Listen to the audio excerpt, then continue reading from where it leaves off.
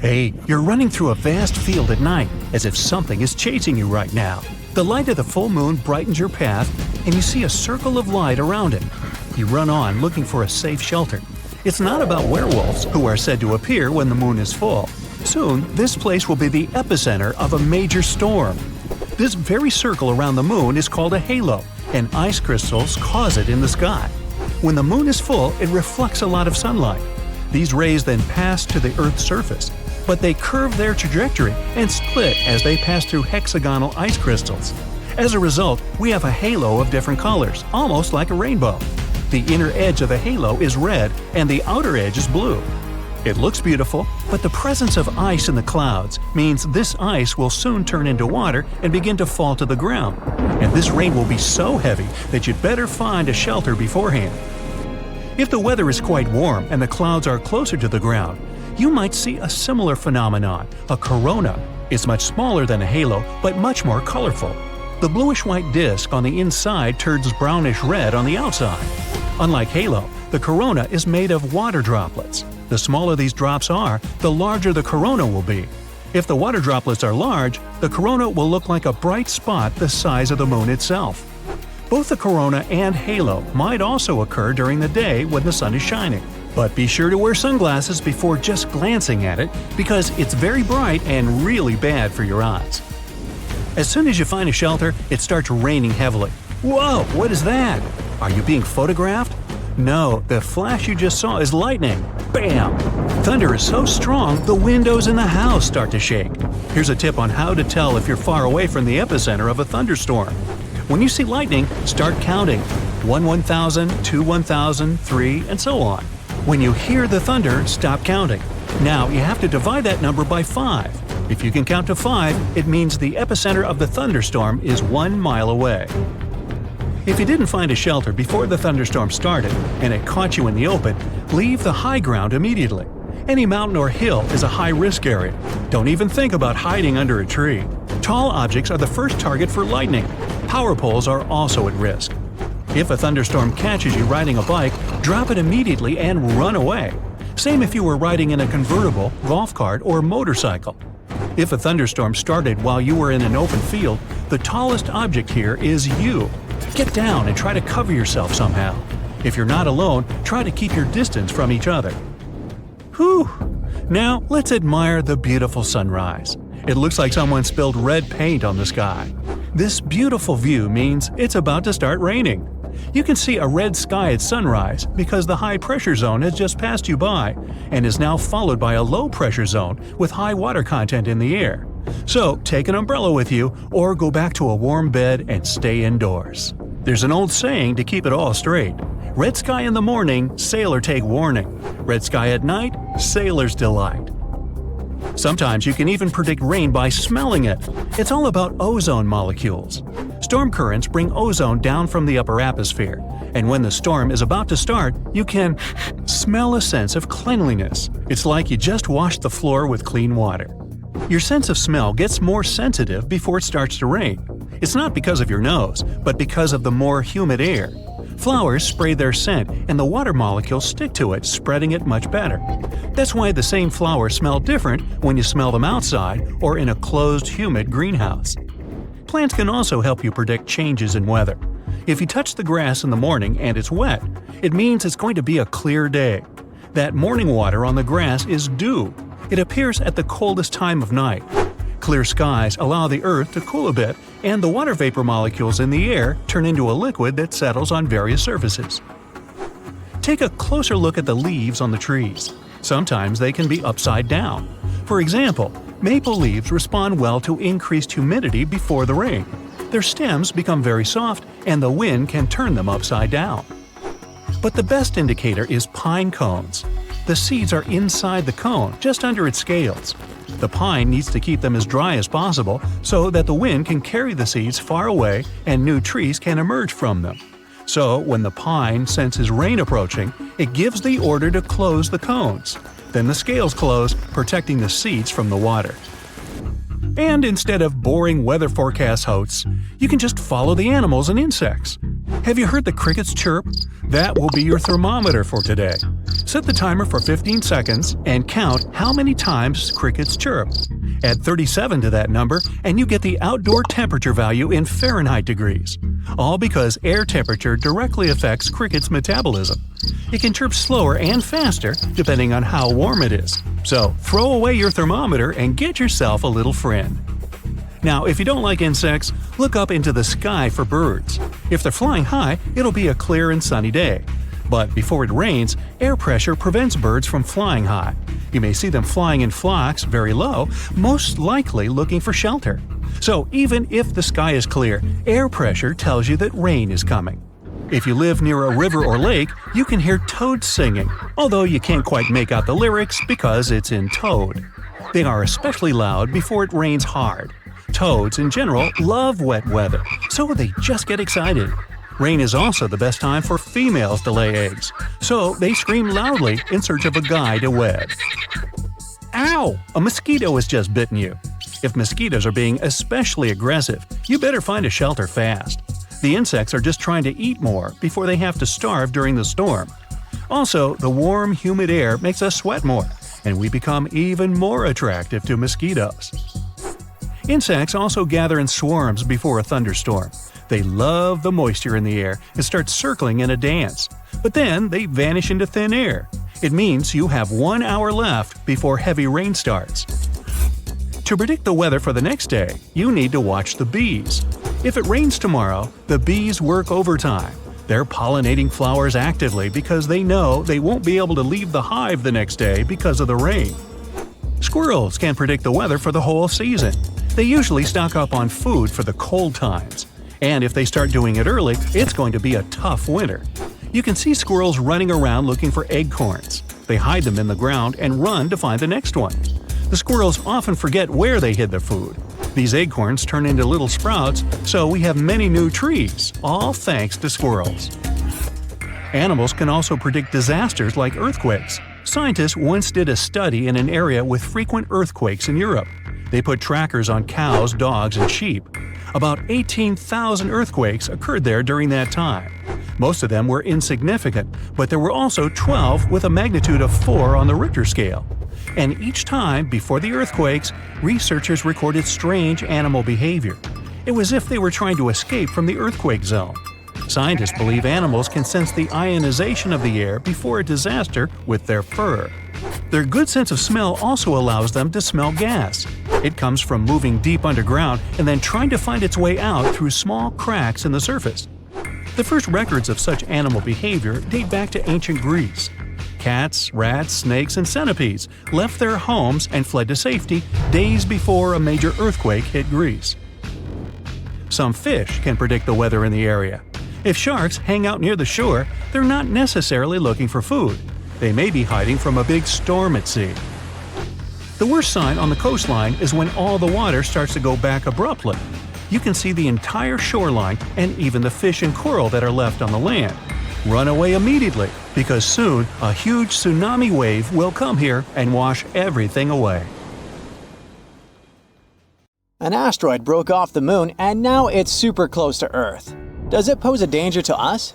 Kama'oalewa, also known as 2016 HO3, spins super quickly as it orbits near our planet. Let's call it HO3 for short. Astronomers found it on April 27, 2016. Compared to other asteroids, it's tiny. On Earth, though, it would be the size of a small building, or about half the size of the London Eye Ferris wheel. They discovered it in Hawaii, and its name roughly translates to a fragment of something that seems to wobble. After some study, they realized that this asteroid might be a chunk of the moon that got blasted into space. There's a part of the moon called Giordano Bruno crater, named after an Italian philosopher, that guy who had to pay quite the price for his ideas. If you look at it from space, Giordano Bruno stands out because it's surrounded by some rays of material. They're super huge, stretching over 93 miles and are still bright. This means that an enormous boom once happened there. There's an interesting story about this. In 1178, 5 monks were traveling in Canterbury, England. Suddenly, they saw something strange happening on the moon. They said it looked like the moon was splitting, with flames and sparks. Then there was a darkening that spread all across the lunar surface. In the 20th century, scientists found these records and thought that these monks saw the formation of the Giordano Bruno crater. But later it turned out that the crater is about 4 million years old. And thank the stars, because such a massive impact, if it really happened in the 12th century, would have gone crazy on our planet. It would have caused a huge meteor storm on Earth. In any case, our HO3 is most likely a piece of the moon that broke off during that impact 4 million years ago. Luckily, there's no need to panic about it. When astronomers spotted this sudden moon piece, they quickly tracked its orbit. Turns out, it won't collide with us anytime soon. It's going to be our quasi-satellite for at least 300 more years, meaning it'll follow a path around the Sun that keeps it close to Earth without colliding. Its orbit is wild though. It seems to be constantly looping around our planet in some pretty unique loops, moving closer and going away, up and down. And then somewhere in the 24th century, it will go even more crazy, switching to a horseshoe orbit, slowly going away from us. Could HO3 collide with us someday? Maybe, but that would happen over millions of years, when it would leave its current orbit and collide with Earth, Venus, or even the Sun itself. Or maybe entirely ejected from the solar system. Even though it's one of the closest asteroids ever discovered, it's also one of the smallest and most stable ones. This discovery also opens up some exciting ideas about life in the universe. We see that rocks can travel between celestial bodies. There is a theory that life could have been spread all across the universe by traveling on these rocks like on some space Ubers, or at least the building blocks of life like carbon. Maybe life even hitchhiked to our planet on rocks from Mars. HO3 probably doesn't carry any life, but the fact that it can travel for millions of years carrying stuff on it and feeling fine supports this theory. Astronomers want to send something to investigate HO3. Back in 2017, a group of students gave an idea of using a spacecraft for it. The China National Space Administration wants to send a robotic probe to HO3 somewhere in 2025. The robot should fly there, collect samples, and bring them back to Earth for study. Unfortunately, you can't see this asteroid in the sky with the naked eye. Its size is about 130 to 330 feet in diameter, so it would be too tiny and dim to see without a super powerful telescope. But there is an asteroid that you'll be able to see, and it will be insane. In 2029, a large asteroid will pass so close to Earth that it will be visible to the naked eye. Make sure not to miss it, because this is a once-in-a-thousand-year event. The asteroid is known as 2004 MN4, or Apophis for short. It's much bigger than HO3, about 1,210 feet wide. This will be the closest asteroid passage ever. This one actually caused some panic back in December 2004, all because there was a 2.7% chance that it could hit Earth in 2029. People were horrified. Even the name, Apophis, is inspired by an evil serpent from ancient Egyptian mythology. A huge monster that fought Ra and always tried to swallow the sun and destroy the planet. Luckily, when scientists got more data, they realized that it would pass pretty close to us in 2029, and we'd be able to see it in the sky. But then, it will just fly away like a chill asteroid. There was another worry though. That during its close pass, Apophis might travel through something called a gravitational keyhole. Basically, that it could travel through a specific narrow region of space which would accidentally alter its orbit. And then it would make an epic comeback in 2036, like the planet from the movie Melancholia. However, after some calculations, scientists ruled out this possibility as well. Apophis will still come quite close to us in 2036, but it will be about as far away as Venus is when it overtakes Earth. And then, Apophis and Earth will just go their own separate ways. On average, an asteroid the size of Apophis is only expected to hit Earth once every 80,000 years. And if it did hit us, it would completely destroy a huge area, causing earthquakes and tsunamis all around the world. But it wouldn't cause an apocalypse or anything like that. You'd only be able to see Apophis from Europe, Africa, and Western Asia. so if you want to see it, you might need to travel. The asteroid will look like a fast-moving star in the night sky, shining bright enough to be seen without any special equipment. It would be easy to spot at night, though city lights might make it harder to see. Now, can you imagine that these are not the only guys hanging nearby?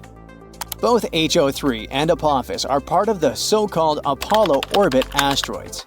These are the asteroids with orbits going around Earth, an entire group of dangerous fellas. Since they cross Earth's orbit, they have the potential to come close to or even collide with our planet. The first asteroid of this group to be discovered was 1862 Apollo, named after the Greek deity of the sun. It was first discovered in 1932, and the group was named after it. This one was even bigger, almost a mile in size. In fact, it's so huge that it even has its own tiny moon. Apollo crosses orbits of not just Earth, but also Venus and Mars. Fun fact, even though it was the first one of its kind, telescopes accidentally lost it out of view for over 40 years. So scientists went, oh well, let's just keep the count of things we can see. When Apollo was rediscovered in 1973, it wasn't the first asteroid on the list and got a big number in its name. Apollo will fly near us during the next hundreds of years. In 2075, it will be somewhere around Venus, but it should fly by as well. In any case, there's no need to worry, because astronomers are keeping a close track on these guys. If we were in any immediate danger, we'd have known. In order for an asteroid to totally destroy life on our planet, it should be bigger than 6 miles in diameter, like the one that helped to wipe out the dinosaurs 66 million years ago. But these guys are so crazy rare, we'd probably live on other planets by the time they arrive on Earth.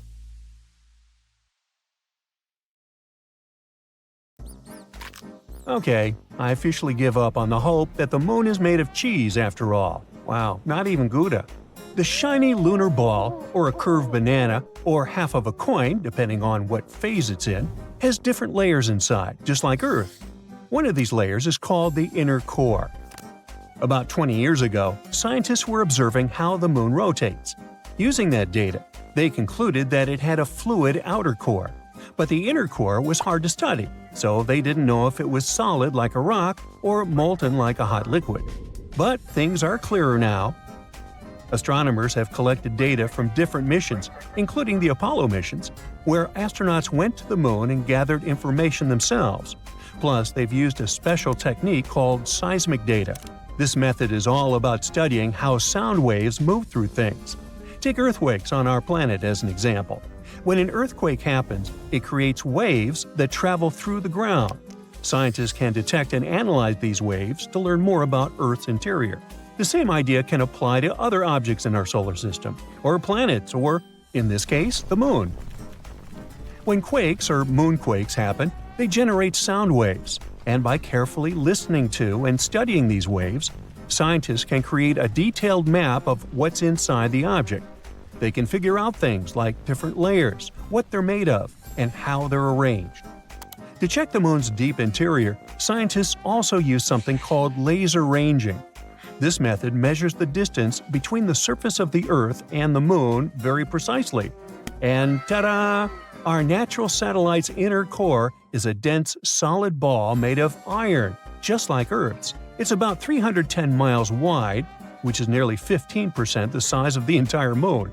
Researchers also have stumbled upon evidence that supports the theory that the layer between the moon's surface and its core, called the mantle, has been moving around as the moon evolved over time. This movement is something we call lunar mantle overturn, and it could explain why we find elements rich in iron on the lunar surface. Mantle material ends up being carried upward, and the volcanic rock remains in the moon's crust. Some of the materials in this rock were too dense, like me, so they just sank back through the lighter crust material all the way to the core mantle boundary. It's like a cycle where the moon's mantle material goes up during volcanic activity, carries iron-rich elements to the surface, and then sinks back down. There's another mystery scientists have been trying to solve. what caused the moon's magnetic field to weaken and nearly disappear over time. It seems that now that we know about the iron core and the global mantle overturn, we might get some more answers about the moon's magnetic field. Knowing what the inner core is like can help us better understand the moon's history as well as the history of our entire solar system. Now, one of the theories that's widely accepted about the origin of the moon says there was a massive collision between Earth, in its early stages, and another mysterious object in our solar system. It's called the Large Impact Theory, and this collision was so strong it ripped off a big chunk of the primitive molten Earth. I mean, not so big compared to what's left. If you put a US nickel next to a green pea, you get a good idea of how big our planet is compared to the moon. Now, this chunk was set into orbit around our planet, and this might have happened about 95 million years after our solar system formed. The object that collided with Earth could have been about 10% the mass of our home planet and roughly the size of Mars. Well, it makes sense. Earth and the Moon do have similar compositions after all. Of course, there are other ideas about how the Moon formed. One says that the gravitational force of our planet captured it. This means that the Moon was just an object innocently passing by when suddenly it got attracted and pulled into Earth's orbit. There's even a hypothesis that Earth stole the Moon from Venus. Ooh. In that case, the Moon shouldn't complain. I guess the view is way better here. So yeah, the Moon and Earth are similar when it comes to rocks and some minerals. But the Moon doesn't have the same atmosphere as our planet. Its atmosphere is thin and consists of some weird gases that include potassium and sodium, which is not something you can find in the atmosphere of Mars, Venus, or Earth. And the rocks on the Moon don't contain water, but that doesn't mean there's no water at all up there. A long time ago, in the 17th century, astronomers saw large dark spots on the Moon's surface. One of these astronomers thought these spots looked like oceans, and he called them maria, which means seas in Latin. Other astronomers also made maps of the Moon, and they used the term maria to describe these dark spots. For example, Mare Tranquillitatis translates to Sea of Tranquility, where Apollo 11 made its touchdown. But it seems those dark spots are not actually oceans. They are plains made of hardened lava that erupted long ago. These volcanic eruptions left behind smooth flat areas called basalt plains. In the late 1800s, one skywatcher studied the Moon and found it didn't have an atmosphere. Without an atmosphere, there are no clouds and no air to keep water from evaporating. So scientists thought that any water on the Moon would just disappear right away. They believed the Moon was totally dry. But then, in 1961, one physicist had a different idea. He pointed out there could be water on the Moon in special areas called permanently shadowed regions. These are spots on the Moon where the sun doesn't shine, so they stay dark all the time. Water ice could exist in these dark areas because they're extremely cold and the ice wouldn't evaporate. But when astronauts from the Apollo missions went to the Moon, they brought back soil samples, and scientists found no signs of water in them. So everyone went back to thinking that the Moon was completely dry. In the 90s, NASA focused on these shadowed craters and found high concentrations of hydrogen, which meant there could be ice at the Moon's poles. They still weren't certain, so they kept digging and, after a while, found hydrogen trapped inside tiny beads of volcanic glass. Since there are no active volcanoes on the Moon today, which means water probably was present on the Moon when these volcanoes erupted long ago. Plus, there could be way more water back in the early days of our Moon. In 2020, NASA's SOFIA mission showed us what we'd been looking for a really long time. There is water on the Moon after all. It turns out the water is hidden within the grains of lunar dust or sticking to the surface in the sunlit areas of the Moon. So there are no oceans like we have on Earth, but at least there's something. The question remains, how did water even get there? It seems the Moon had a chaotic history back at the time when it was forming, as probably most of the planets and moons in our solar system. So there is some evidence that water came there from comets hitting its surface back in the old days, or maybe even keeps on coming from those that are slamming into the Moon right now. We're talking about a chaotic situation where icy micrometeorites collide with the moon's surface, and dust then makes an even bigger mess when interacting with the solar wind. But we're waiting to find out more about this. Because, as we all know, when you mention water, you also inevitably talk about life. That's why we want to know more, for instance, about all that ice hidden in polar craters on the moon. Maybe it can teach us more about how life developed on Earth. Maybe comets brought all the necessary elements here. Then, what if there are some of those elements stuck in the ice on the moon, too?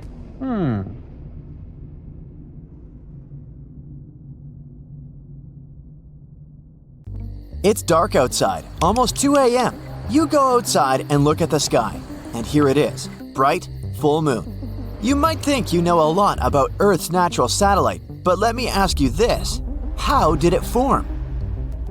The answer is, nobody knows. But of course, there are theories. The most popular one, called the giant impact theory, claims that the moon formed during a collision between Earth and another planet.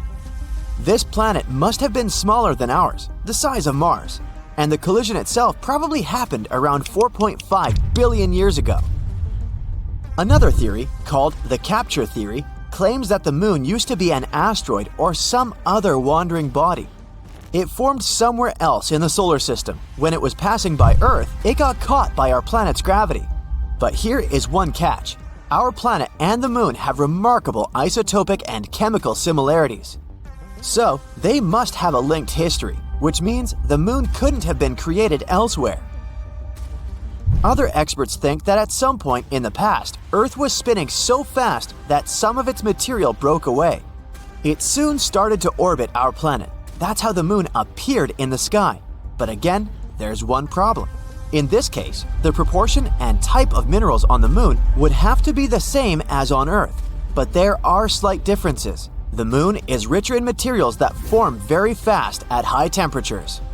There's one more theory, and it's probably the least exciting. It claims that Earth's natural satellite could simply appear along with Earth during our planet's formation. Duh! But these days, a more urgent question keeps astronomers busy. Is the moon really Earth's satellite? Or are these two twin planets? The moon is big compared to our planet, about 1/4 of Earth's size. That's why some experts refer to our planetary system as a double planet. But how correct is that? If we want to figure it out, we need to give the definition to the word planet. According to the International Astronomical Union, a planet is a space body that orbits the Sun, is massive enough to have a nearly round shape thanks to its gravity, and has cleared the region around its orbit. Now, what about a satellite? It's an object in space that orbits around a larger celestial body. If we take the system Earth, the Moon, its center of gravity, called a barycenter, is inside the Earth. That's why at the moment we can't say that we live in a twin planet system. According to this definition, the Moon is the satellite of our planet. Now, let's get back to the past, like 3 or 4 billion years ago. Even though the Moon wasn't a planet, it most likely had a full-fledged atmosphere. It formed at times when powerful volcanic eruptions were rocking our satellite. Gases spread all over the Moon's surface, and it happened so fast that they didn't have enough time to escape into space. At that time, the lunar surface was covered with basins filled with volcanic basalt. Just imagine ginormous plumes of magma hurtling high into the air, falling to the ground and creating lava flows. That's how the basalt basins appeared on the surface of the Moon. At one point, scientists got their hands on samples brought from the Moon. They found out that lava flows there contained not only carbon monoxide and sulfur, but also the building blocks of water. Thanks to these samples, researchers managed to calculate the amount of gas that rose and formed the atmosphere. It became the thickest around 3.5 billion years ago and existed for about 70 million years. After that, poof, the atmosphere was lost in space. But the coolest thing? When the Moon did have an atmosphere, the satellite was 3 to 10 times closer to our planet. One computer simulation even suggests the Moon was probably up to 19 times closer than it is now. The distance between it and our planet could be 18,600 miles, while these days our satellite is around 240,000 miles away. That's why the Moon looked much, much bigger in the sky. Unfortunately, at that time, not even dinos were around to admire the view. These days, the atmosphere of the Moon is almost non-existent, and that's why the satellite can't protect itself from meteorites. The surface of the Moon is dotted with craters. For comparison, there are about 190 identified impact craters on our planet. Many of them are hidden by vegetation or covered with water. But if we speak about the Moon, the number is so much greater, several million, and around 5,000 of them are more than 12 miles across. And since the Moon is less seismically active than Earth, these craters and other ancient formations stay in perfect condition for centuries. When you look at the Moon, it's the brightest object in the night sky. But in reality, its surface is dark because the reflectance of our natural satellite is just a bit higher than that of asphalt. You might know that the Moon's gravitational pull causes tides on our planet, making the oceans bulge out on both the side closest to the Moon and the one farthest from the satellite. But that's not all. The Moon also slows down Earth's rotation. This phenomenon is known as tidal braking. It increases the length of a day on Earth by a bit more than 2 milliseconds per 100 years. The Moon is also moving away from Earth at the same rate at which your fingernails grow. That's about 1.5 inches per year. If one day the Moon floats away into space, our planet will have to live through tough times. Without the stabilizing pull of the Moon's gravity, Earth's tilt would start changing wildly, from no tilt at all, meaning no seasons, to a large tilt, resulting in extreme weather. Even though the Moon's surface is mostly dormant, Earth's natural satellite still experiences moonquakes. One theory suggests that they may be happening because the Moon is shrinking as its insides are cooling. Scientists say that the Moon has become around 150 feet skinnier than it used to be several hundred million years ago. To help you understand it, picture a grape turning into a raisin. It wrinkles while shrinking. The same is happening to the Moon. It's shrinking and it's wrinkling. But unlike the grape, the Moon doesn't have flexible skin. Its surface is hard and brittle, so as the Moon gets smaller, the crust cracks and breaks, and its sections get pushed over neighboring parts. Want to know another cool thing about the Moon? A recent study claims that it has a tail, and every month it wraps around our planet like a scarf. This slender tail is made up of millions of atoms of sodium, and our planet regularly travels directly through it. Meteor strikes blast these sodium atoms out of the Moon's surface and further into space. For several days every month, the Moon remains between the Sun and our planet. That's when Earth's gravity picks that sodium tail. Our planet drags it into a long stripe that wraps around its atmosphere. This lunar tail is totally harmless. It's also invisible to the human eye, 50 times dimmer than what you can perceive. But during those rare days, high-powered telescopes can spot its faint yellowish glow in the sky. The tail looks like a gleaming spot that's 5 times the full Moon's diameter. And the spiciest fact for you, 2 or 3 years ago, an asteroid was pulled into Earth's orbit and started to travel around the planet. Even though it was no larger than an average car, it was still a big deal. Out of more than 1 million asteroids astronomers know about, it was only the second one to orbit our planet. Called 2020 CD3, it was our temporary mini-moon. It didn't stay with Earth for long though. The asteroid followed a random orbit and slowly drifted away. Temporarily captured objects such as 2020 CD3 are rare.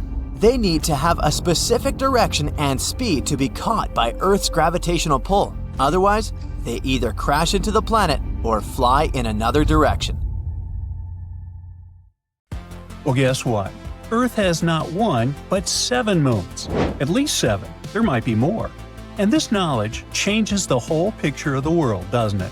Does it mean we're going to colonize not one but 7 space bodies and have 7 lunar bases? Will we have a choice on which natural satellite to spend our space vacation in the future? Well, here's the thing. These extra moons are kind of different. They're called mini-moons. Now, there's no official definition for a mini-moon because, of course, scientists can't agree on anything. But the general idea is it's a space rock that gets temporarily stuck in Earth's gravity, does at least one full loop around us, and at some point swings in pretty close, like within 4 moon distances close. Basically, if it gets close enough to freak out astronomers, it counts. Our Earth gets these tiny moons from time to time. They swing by, hang out for a bit, and then head out to orbit the Sun. Every now and then, chunks of space debris get caught by Earth's gravity and starts orbiting us for a while, just like they're crashing on our couch before hitting the road again, sort of cosmic speed dating. Scientists thought that most of these mini-moons came from the asteroid belt, a giant pile of space rubble between Mars and Jupiter. But some recent discoveries are kind of throwing a wrench in that. Turns out that some of these tiny moons might actually be pieces of our own moon. One famous example, back in 2016, a telescope in Hawaii spotted a weird little object hanging out near Earth. They named it Kame'o'olea, which to me sounds like a cool vacation spot. But it's really a 328-foot wide space rock that orbits the Sun in sync with us. Later studies showed it probably broke off the Moon between 1 and 10 million years ago — I wasn't around then — when something massive slammed into it and made the Giordano Bruno crater. And just recently, another object popped up, 2024 PT5. And guess what? It also looks a lot more like a piece of the Moon than your typical asteroid. Naturally, researchers couldn't resist running the math. One of them, Robert Jedicke, also known as the guy who's basically the mini-moon expert, and his team did several simulations to figure out how often moon chunks might end up orbiting Earth. Turns out, a lot of that debris can actually get caught by Earth's gravity, at least for a little while, and about 20% of it could become legit mini-moons. Now, the best guess is around 6 or 7 little lunar-born space pebbles might be orbiting Earth right now. Not forever, though. These guys have commitment issues. The average mini-moon sticks around for about 9 months before piecing out. And because new debris is always drifting into Earth's neighborhood, the squad keeps refreshing. But here's the thing. These numbers are super shaky. Jedicke literally said the uncertainty is ginormous, and I'm doing air quotes, which is the most sciencey way of saying, we're guessing here. There are just too many unknowns, like how big the moon explosions are, how fast the pieces fly, and whether our telescopes are even good enough to see the tiny stuff. So yeah, the prediction might be totally wrong, but that's science for you. You make a guess, someone proves you wrong later, and we all get smarter in the end. In any case, little mini-moons are super annoying to spot. They're usually the size of a car or an SUV, somewhere between 3 and 7 feet wide. It might sound big when you're parallel parking, but in space terms, that's basically a breadcrumb. But an even bigger problem is that they're tiny and fast. For us to see them, they have to swing pretty close to Earth so they reflect enough light.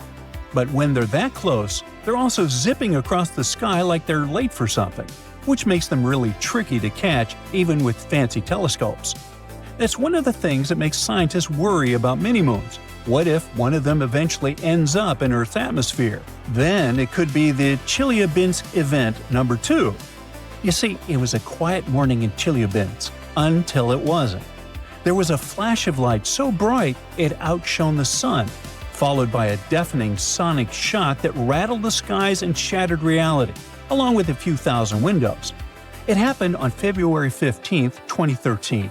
Without warning, a space rock the size of a house burst into Earth's atmosphere at over 11 miles per second. About 14 miles above the ground, it detonated mid-air, unleashing an immense amount of power. Glass rained down in homes, schools, offices. Over 1,600 people were injured, most of them by flying shards. And it wasn't even a big asteroid, just a cosmic pebble compared to the ones lurking out there. Luckily, according to Jedicke, Modern sky surveys are surprisingly good at spotting stuff that small, even from millions of miles away.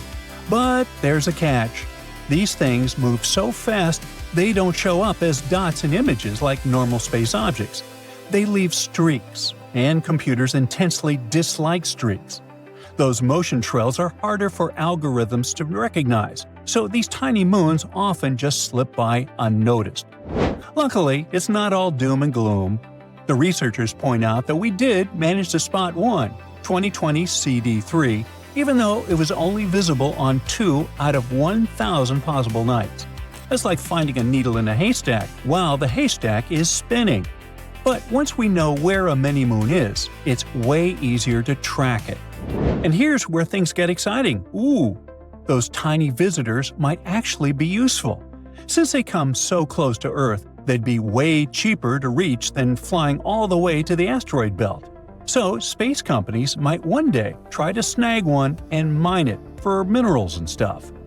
Scientifically, mini-moons are also kind of a big deal. They could help us understand how the solar system was built and how it's still changing.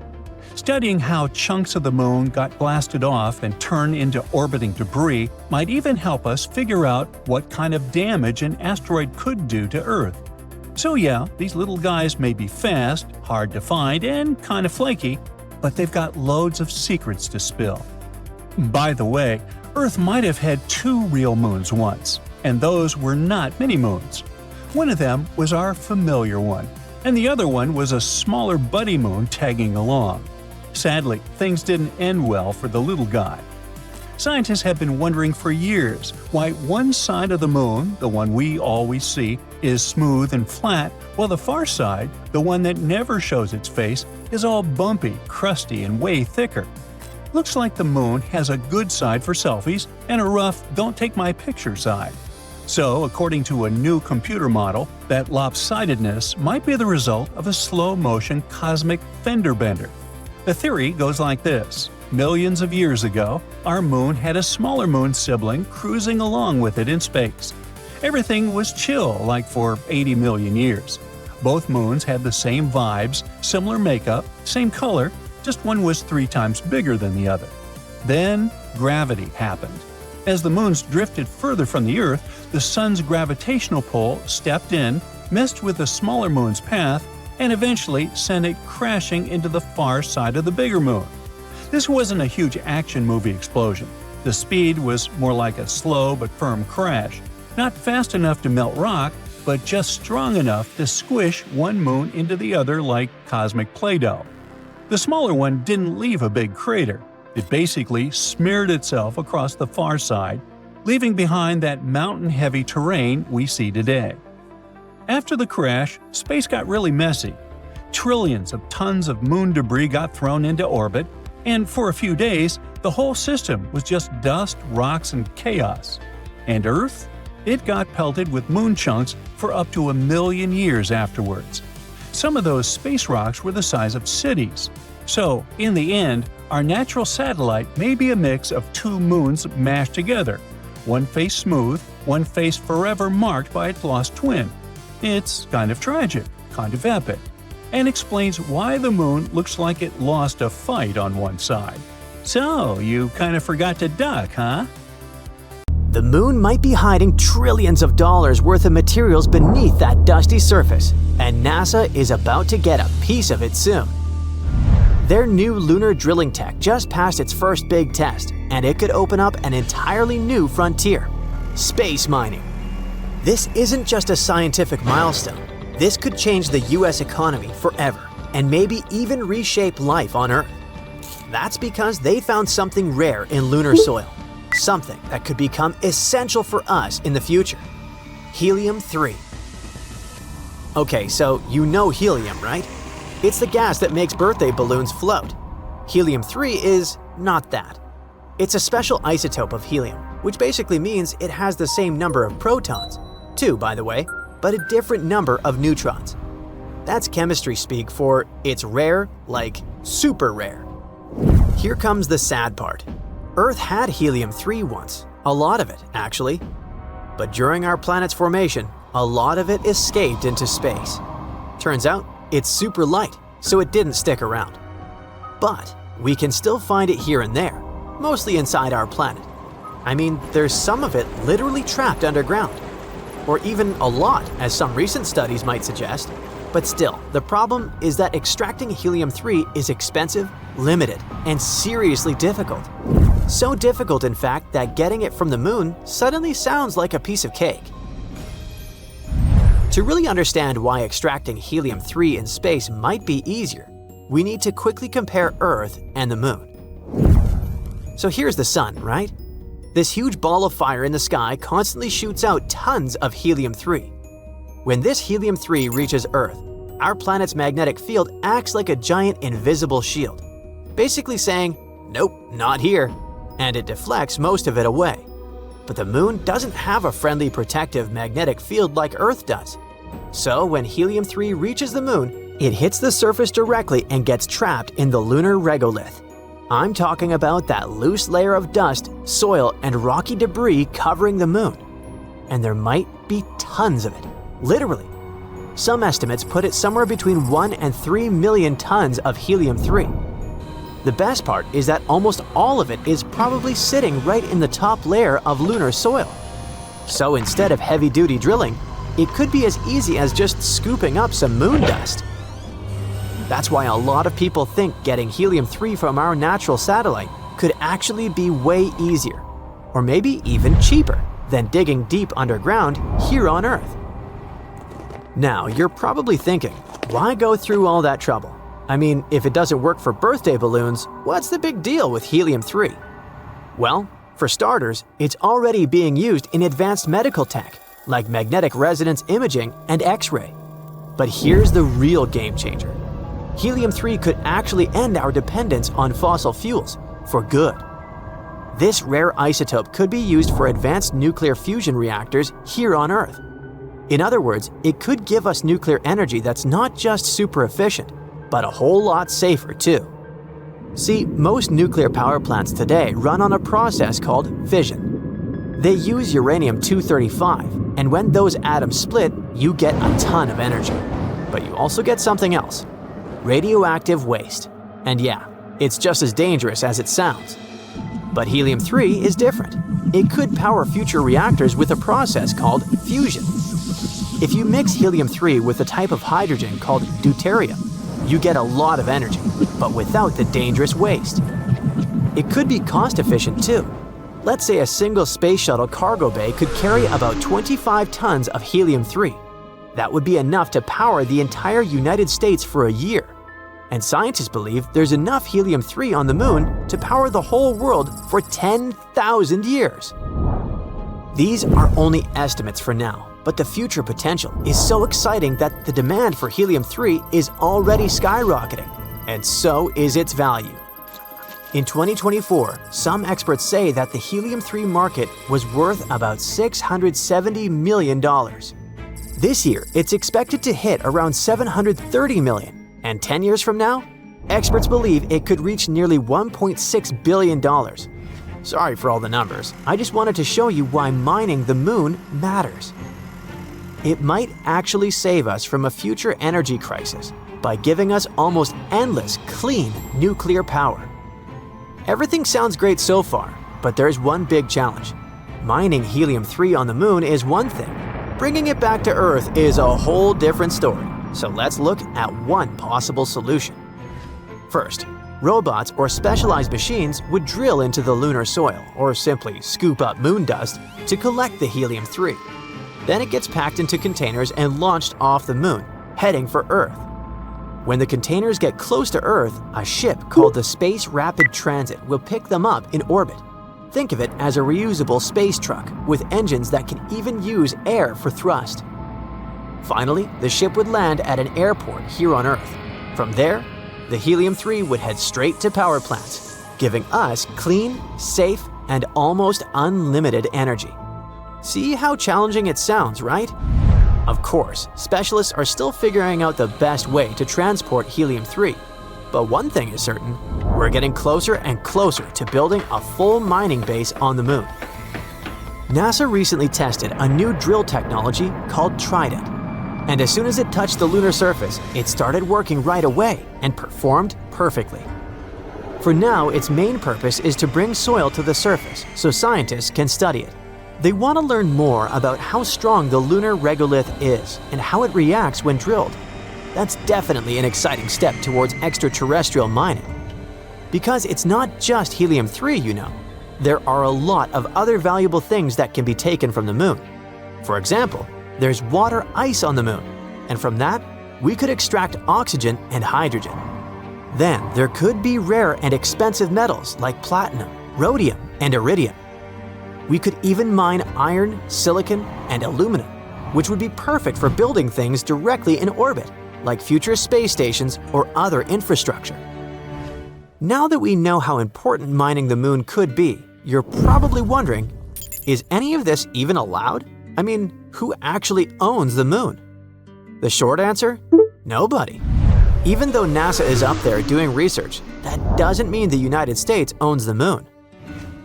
Back in 1967, some nations signed the Outer Space Treaty.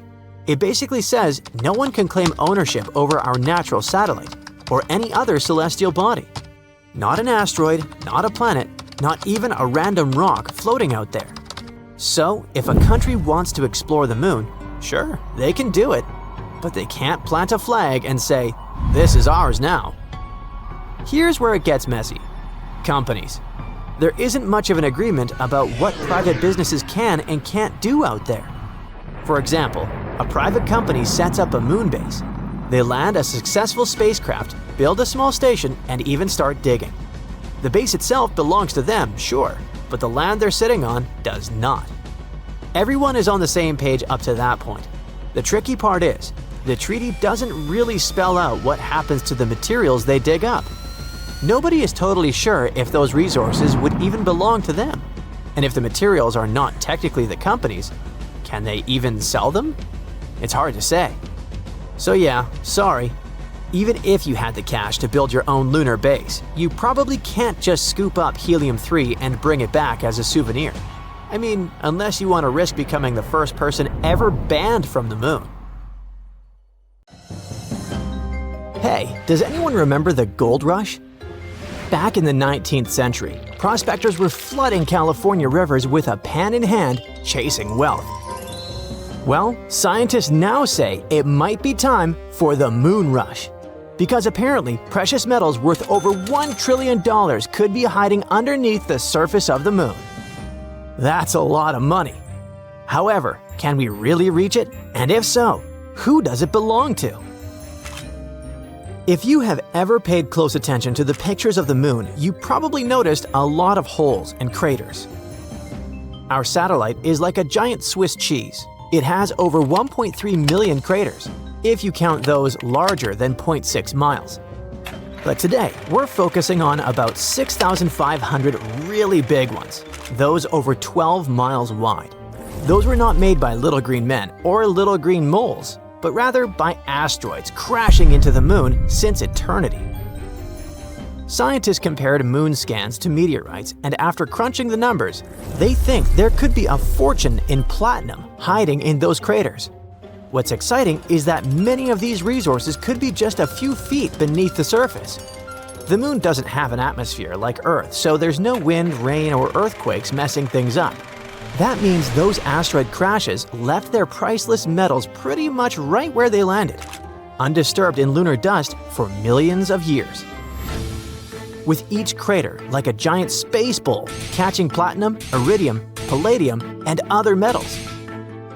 On Earth, we have to drill super deep just to get a tiny bit of these. By the way, did you know that most of the mineable gold on Earth likely came from ancient meteorites? When Earth first formed, almost all the original gold sank into the core. The stuff we can actually dig up today is probably what's left when space rocks slammed into the crust billions of years ago. So maybe you wonder why not reach for the asteroids and mine there? Well, that's because they're out of reach. Yes, in theory, it would be possible to mine from asteroids, but obviously the moon is way closer and easier to get to than any other giant rocks floating in space. We've already walked on it and brought back pieces of it to Earth, so it's fair to say we are familiar with it. This makes mining it a much smarter step than chasing unpredictable asteroids. However, asteroids are next on the list. Also, when it comes to mining the moon, it's not just about the prize. Some of those craters have frozen water. We know that because several missions, like NASA's Lunar Reconnaissance Orbiter and India's Chandraayan-1, have found frozen water ice in dark craters near the moon's poles. This ice is super valuable because it can be broken down into oxygen and hydrogen. They are the parts needed to make rocket fuel. It could also be purified for astronauts to drink, or even used to help grow plants. Imagine filling up spaceships with fuel right on the moon before flying off to other planets. Not only does that sound pretty cool, but it's also economical and convenient. That would save us a ton of money and effort. And if we're already stopping to refuel, why not stick around and set up shop? It's about building a whole new space base and turning the moon into a launching pad for exploring deeper space. A moon base would let scientists study wild space weather, practice building habitats, and test robots in real lunar dust. I can't be the only one excited for the future where robots stream their live missions from the moon. The skills and knowledge we develop there could be essential for living on Mars or exploring the moons of Jupiter and beyond. This is not as far-fetched as you might believe. Companies like Astroforge and Karman Plus are working on tech to mine asteroids, and maybe the moon someday. NASA's Artemis program is trying hard to set up a sustainable human presence on the moon in the next decade. And Europe's space agency is also eyeing lunar resources. So yeah, the idea of people and robots working together on the moon is probably just a matter of time. Still, it's not as simple as it sounds. There are big questions that humanity faces. Just like with the original gold rush, it's a bit of the Wild West when it comes to rules. The Outer Space Treaty, signed in 1967, says no country can claim the moon as its territory. However, it's pretty vague when it comes to private companies mining resources. So, if you build your rocket and mine some platinum first, is it yours? Well, as for right now, it's a guessing game. Countries are debating and trying to figure it out before the space gold rush turns into a lunar free-for-all battle royale. Then, there's the challenge of protecting the moon's one-of-a-kind environment. Some craters are so quiet that scientists dream of turning them into giant space observatories that study the universe without any radio noise from Earth. Mining nearby could shake things up or kick dust into the air. Lunar soil could damage the sensitive gadgets and ruin the billion-dollar science experiments. That would definitely annoy researchers. Plus, some parts of the moon have been untouched, and mining could wipe out cool spots we haven't even fully explored yet. So basically, we want to make sure we don't turn the moon into a lunar construction site before we've learned all its secrets. That's why some experts suggest setting up protected zones on the moon, like national parks here on Earth, where mining and heavy machines just aren't allowed. That way, we get the benefits of lunar resources but keep the moon's most important areas safe for research and discovery. But here's an even bigger question. How is this thing going to affect us casual Earthlings who can't take a walk up to the moon with our metal detectors and explore? The moon's rare metals aren't just worth a lot. They could actually be super useful for future tech.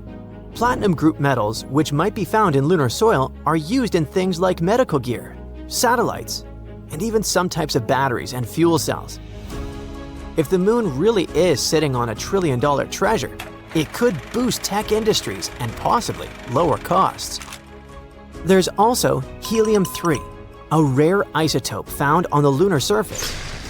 Scientists think it could someday be used for nuclear fusion, providing a clean, powerful source of energy that doesn't create greenhouse gases or long-term radioactive waste.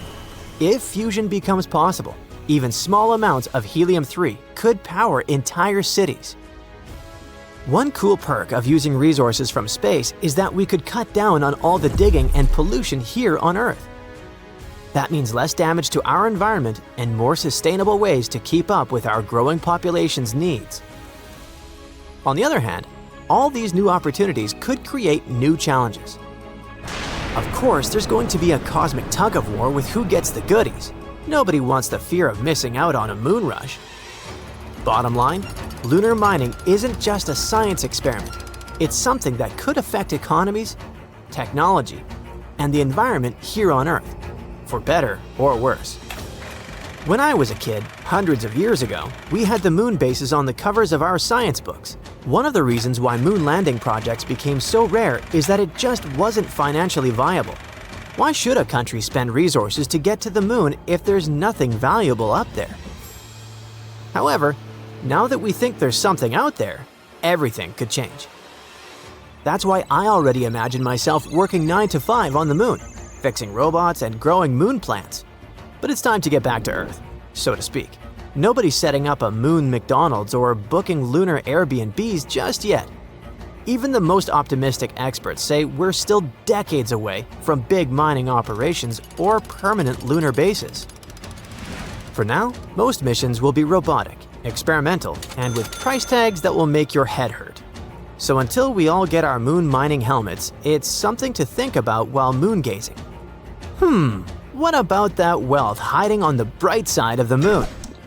Thank you for watching. That tiny dot in the sky is an asteroid called 2024 YR4, and it gave scientists a serious scare. Early projections showed a 2.3% chance that it could hit Earth. That might sound small, but for an object big enough to wipe out a city, it was enough to raise alarms. Now, there's good news and bad news. The good, it's no longer on a collision course with our planet. The bad, it might be heading for the moon instead. Astronomers first spotted it in the El Sos Observatory in Chile, back in December 2024. Judging by how bright it appeared, they estimated its size to be somewhere between 130 and 300 feet wide. That's about the size of a football field.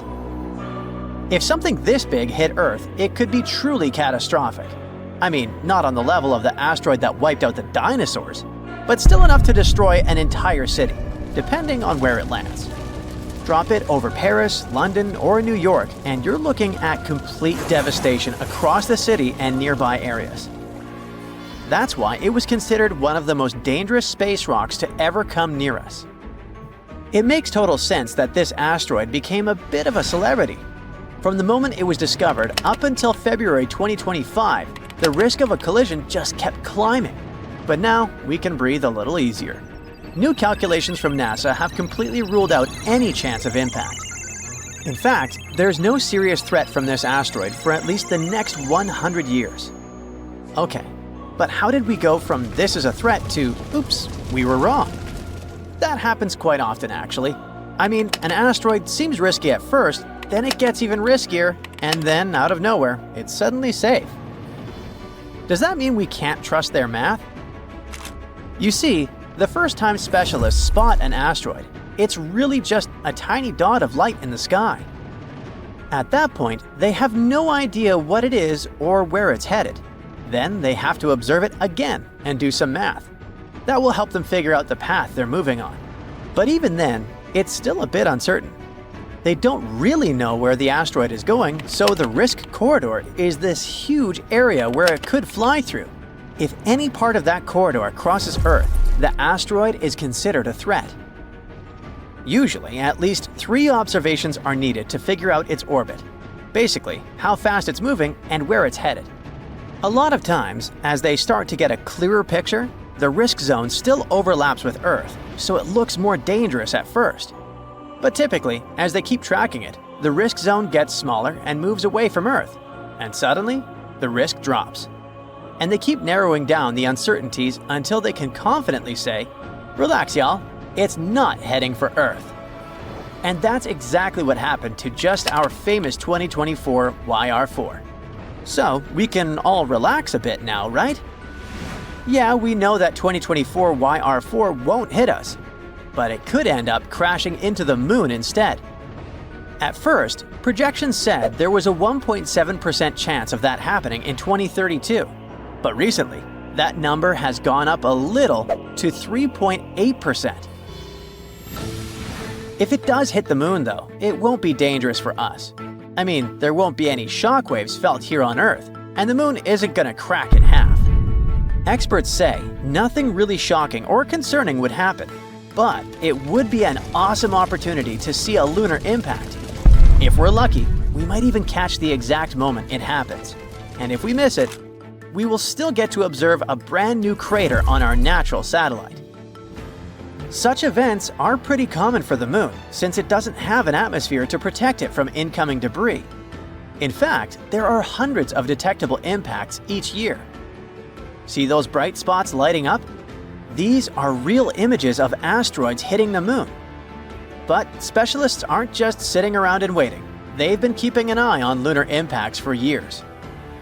For example, the European Space Agency has a project called Neliota, where they use a powerful telescope in Greece to track these impacts. They've recorded over 100 tiny explosions from space rocks hitting the moon. They also have the Lumio mission, which is a small satellite that counts lunar impact flashes on the far side of the moon, the side we can't see from Earth. These observations help scientists understand how often the moon gets hit and how this might affect astronauts and lunar bases. Now, 2024 YR4 might be a special case. That's because most space objects that collide with the moon are really small. We've never seen a collision with something larger than about 160 feet. If YR4 does hit, it could be an amazing sight. So yeah, scientists are kinda hoping it happens. But 2024 YR4 isn't the only asteroid on the radar. There are actually quite a few others that have been classified as potentially hazardous. In simple terms, that means this one might cause us some trouble. You see, there are millions of big space rocks out there in the solar system, mostly chilling in the asteroid belt between Mars and Jupiter. But only a few ever get close to Earth, and even fewer actually pose any real risk. NASA calls asteroids that orbit within 30 million miles of Earth near-Earth objects. And within that group, there's a smaller bunch of really big ones that orbit super close to us. If one of those were to hit us, it could be a big deal. There are about 2,500 of those asteroids at least that we know of. But here's the good news. Specialists don't expect any of them to hit Earth anytime soon. A few might come pretty close though, or already have, like the 2014 TN17, an asteroid that's about 540 feet wide. It got pretty close to us in March 2025, zipping by just 3.2 million miles from Earth. That's roughly 13 times further than the moon. So yeah, not exactly close, right? But when you think about the vastness of the universe, it's actually kind of near. In fact, that was the closest this asteroid has come to Earth in nearly 300 years. Thankfully, nothing happened, and that asteroid has already drifted away from Earth again. But it's not like you need to lose sleep over asteroids that could hit our planet. Little asteroids enter Earth's atmosphere every single day.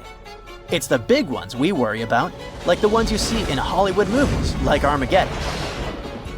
But asteroids like that are being constantly monitored. All the objects we know of today have 0 or 1 chance of impacting Earth. And if things change, there are a few strategies that could be used to save humanity from an impact. Take the DART mission, for example, which happened in 2022. This was NASA's first test of planetary defense. They successfully managed to deflect an asteroid off its course using a spacecraft.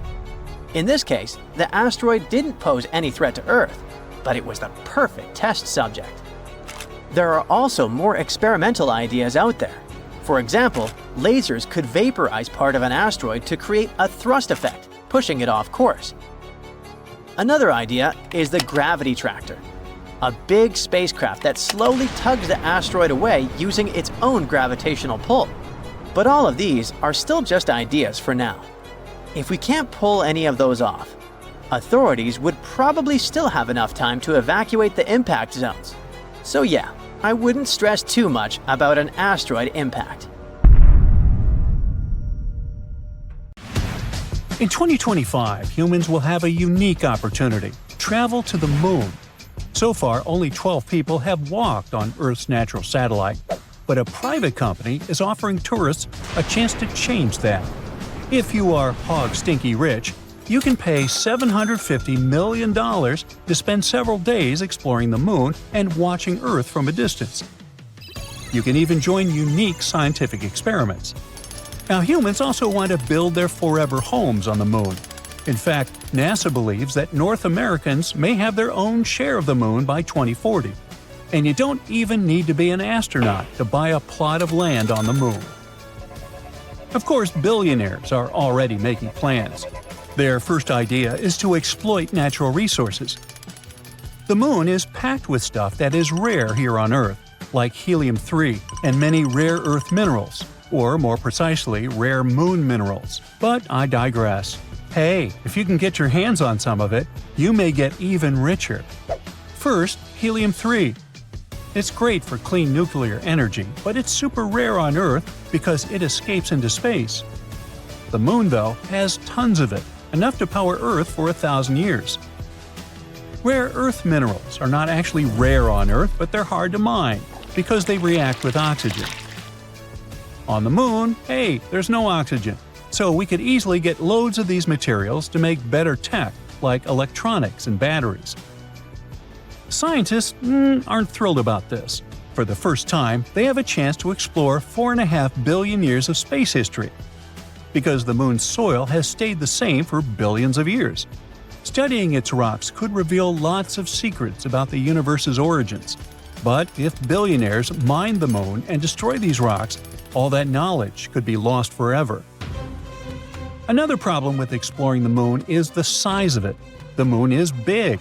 But the best spots, the ones with water and sunlight, are limited. Most of the lunar surface is dangerous because of earthquakes or moonquakes, radiation, and meteorites. That means tourists, scientists, and mining companies would be elbowing each other in 3 small regions. The first region is called the Peaks of Eternal Light because there's always sunlight over there, making it a great energy source for telescopes or human colonies. The second spot is the far side of the Moon. Here, radio signals from Earth are not so strong. It's not just peaceful and quiet there. It's also a great place to set up a telescope and study the universe. The third place is called the Pits of Eternal Darkness. It's where all the trolls on social media go on vacation. Nah, it's really because no sunlight reaches that area. This place is even better for scientists because they can use special astronomy tools to study the most distant parts of the universe. This is also where you can find about 1 billion tons of water. If scientists could visit the Moon and study it, they would make amazing discoveries. But today, there are no international laws protecting space. No country can own the Moon, but this can't stop a private mining company from calling dibs on a particularly good spot. In the past, a bunch of nations signed the Outer Space Treaty, and they agreed that space exploration was supposed to benefit all humankind. But exploring it is not cheap in the first place. Taking a single gallon of water from the Moon to the Earth is extraordinarily expensive, and I bet not everyone can afford that. Human activity on the Moon is also extremely dangerous because it might change its atmosphere. Now, to understand it better, let's look at the surface of the Moon. This floating rock has many craters that have been forming for billions of years. When a meteorite crashes into the Moon, fine dust called regolith, with particles so tiny they can cut like glass, rises into the air. This process once created the atmosphere of the Moon, and this atmosphere is quite different from the atmosphere of Earth. A big rocket landing on the Moon can launch this fine dust into the lunar sky. And the difference here is that the space objects crashing into the lunar surface are actually gentler. A rocket landing is so intense it can increase the number of atoms in the sky 100,000 times. If the number of atoms in the atmosphere grows, the air turns into a dusty plasma. This means that you'll be breathing in air as toxic as the one that poisoned miners in the olden days. Such an atmosphere could end space tourism too, because it makes electronics malfunction and machinery shut down. Well, truth be told, our own presence on the moon is already dangerous. When scientists discovered water on the surface of the moon, they were super excited to study it. This was their chance to understand where this water came from, and even figure out how water appeared on Earth. But when our spacecraft land on the moon, outgassing occurs. This means that the water on the surface evaporates. This evaporated water can contaminate the water on the moon, ruining all scientific data. Because when astronauts take a sample of the lunar water to study it, they will get the water from Earth they have brought along. Bummer, really. And it's not just the water we contaminate, it's everything. A spaceship can carry any living thing from Earth to the moon. It can also bring extraterrestrial life forms back to Earth. This type of contamination is extremely dangerous because it can put human lives at risk. Something similar happened when Europeans were exploring unfamiliar lands they came upon in the Americas. They accidentally introduced new microbes to the natives they met. And since the immune systems of the native population were not used to those new bacteria and viruses, they got sick and worse. At the same time, Europeans also became ill with diseases their bodies didn't know about yet. And even though moon tourism is not happening yet, humans are already littering the lunar highlands like their own backyard. In 2024, an artist named Jeff Koons sent a sculpture to the moon. The sculpture is a transparent box filled with spheres, and it got to the moon thanks to a ride on a SpaceX Falcon 9 rocket. In each sphere, Koons engraved the name of a human he considered super important to humankind, like Aristotle, David Bowie, and Leonardo da Vinci. Thankfully, you don't have to go all the way to the moon to see this sculpture. You can purchase an NFT of each sphere. Or not. Back in 1971, the crew members of Apollo 15 also left a couple of things on the moon.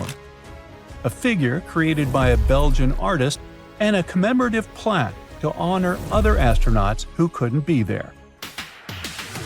And it's not just art that humans dumped on the moon.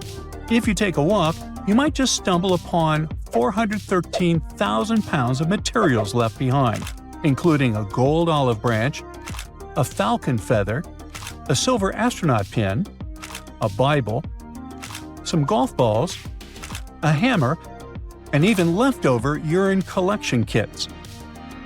Most of this stuff was left behind by the astronauts that explored space between the 60s and 70s. So you can find moon rangers, lunar probes, and orbiters that are decades old already.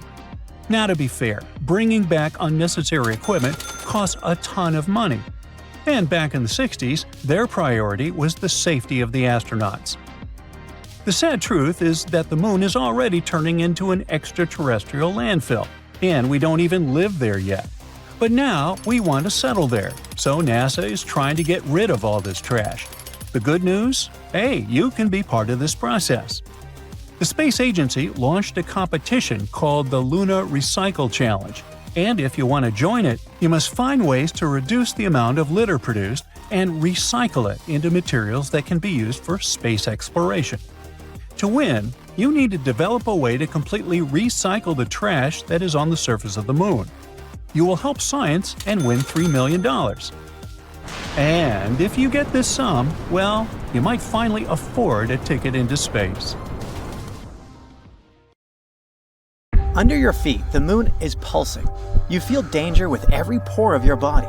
The lifeless satellite, or so you thought, stays still for a second before knocking you down to the ground with a powerful tremor. Is it a moonquake? For years, scientists believed the moon was completely inactive, but the newest evidence seems to suggest that this idea is totally wrong. Researchers from the University of Maryland have recently discovered 266 mysterious ridges on the far side of the moon. And these ridges likely point to recent geological activity. So, are we really talking moonquakes? Well, kind of. The ridges are located in volcanic regions that formed 3.2 to 3.6 billion years ago, but they appear much younger than expected. typically found in clusters of 10 to 40. They're often located in areas where the moon's surface is structurally weaker. Now, when astronomers speak about recent, don't take their words literally. They don't mean last year or even decade. Most models scientists created suggested that the moon's geological activity ended 2.5 to 3 billion years ago. But the new information hints at the possibility that these formations have been active within the last billion years. Some of the smaller ridges seem to have formed as recently as 200 million years ago, and that is considered relatively young on the moon's timescale. It means that the moon may still be experiencing geological changes today. These discoveries kinda challenge our understanding of the moon's history and evolution. But how did scientists come to these conclusions anyway? Researchers from the University of Maryland and the Smithsonian Institution used crater counting to estimate the age of lunar ridges. It works like this. Surfaces with fewer craters are younger, and the more craters some region has, the older it is. Plus, the analysis showed that some ridges cut through already existing craters, meaning they likely formed around 160 million years ago. In geological terms, this is very recent, suggesting that these ridge-forming processes may still be happening. Another cool thing is that the ridges on both the near and far sides of the moon are similar, which means they may have formed through the same geological processes, having been shaped by the same forces. These forces might include the moon's gradual shrinking, thermal contraction, and shifts in its orbit. We'll talk about it a bit later. Another argument supporting the idea of a still active moon is decades-old data from the Apollo missions. They had already detected shallow moonquakes with the Apollo Lunar Seismic Experiment, recording 28 quakes ranging from magnitude 1.5 to 5. Researchers believe that these ridges may be linked to similar seismic activity. Now, about that bizarre shrinking of our natural satellite. Scientists believe the moon formed about 4.5 billion years ago when a Mars-sized object collided with early Earth. This catastrophic impact likely sent bunches of superheated material into space. Eventually, they came together and formed the moon. In its early years, the moon was just a molten world, shaking from intense volcanic and seismic activity. So, the moon used to be a molten mess floating through space. But when did it actually solidify? Scientists have finally figured it out, 4.43 billion years ago. This was a huge turning point, not just for the moon, but for Earth too. After all, the giant impact that formed the moon might have also been the final blow that made Earth stable enough to support life. In any case, billions of years passed. The moon gradually cooled and contracted. And now look at this modern-day rocky sphere illuminating our nights. But the moon isn't completely rigid yet. It still keeps cooling. And this slow cooling of its core might be one possible reason for the moon's continued activity. As it cools, the moon's interior contracts, which leads to cracks and shifts in the crust. One of the clearest signs of this contraction is found in the lunar maria. See these large, dark patches on the moon? Those are called maria, areas formed when lava filled ancient asteroid impact craters and then solidified. Then, over time, the cooling and contracting crust created these wrinkle ridges. Another factor of the ongoing geological activity could be the moon's gravitational interactions with Earth. Such non-stop powerful interactions likely create surface stress and trigger tectonic movements. It's all good and exciting, but can this activity on the moon actually affect humans? In a sense, it can. The moon has long been seen as a stable place for future bases and resource extraction. But the discovery of this ongoing geological activity is pretty worrying. If the surface is still shifting, future settlements, infrastructure, and mining operations could face serious risks. That's why, at the moment, we need seismometers and ground-penetrating radars to better understand these movements. It will allow us to assess potential dangers before any long-term missions begin. By the way, there's another potential problem future lunar missions might have to deal with: and it's moon dust, aka regolith. Apollo astronauts quickly learned that this jagged, sticky dust gets everywhere and can damage suits, equipment, and even health. A new study from Texas A&M engineers found another problem. When rockets land or take off, they kick up regolith, which can become a collision hazard, especially with many spacecraft bringing crews and cargo to the moon. Lunar regolith comes in all sizes, from tiny dust particles to large rocks. The main ingredient in moon dust is fine silicate materials, about 70 microns in size, like a human hair. They formed over billions of years as meteors and asteroids smashed into the moon's surface, grinding much of it into powder. Unlike Earth, the moon has almost no atmosphere. It's incredibly thin, so there's no wind or water to smooth out the dust. On top of that, constant exposure to solar wind has given the regolith an electrostatic charge, making it stick to anything it touches. Apollo astronauts quickly found this out the hard way. Moon dust clung to their suits, got trapped inside their landers, and stuck to everything. Worse, it became a health hazard, causing eye irritation and breathing problems inside their spacecraft. But at the moment, it seems like a problem for future us. A much more important issue is finding water to support future missions, and China is going to deal with it. It's getting ready for a big mission to look for hidden ice on the moon. As part of the Chang'e 7 mission in 2026, a flying robot will explore deep craters at the moon's south pole, where ice might be trapped. If they manage to confirm it, this could be a game changer for future lunar missions. Astronauts will have a water source and even fuel for space travel.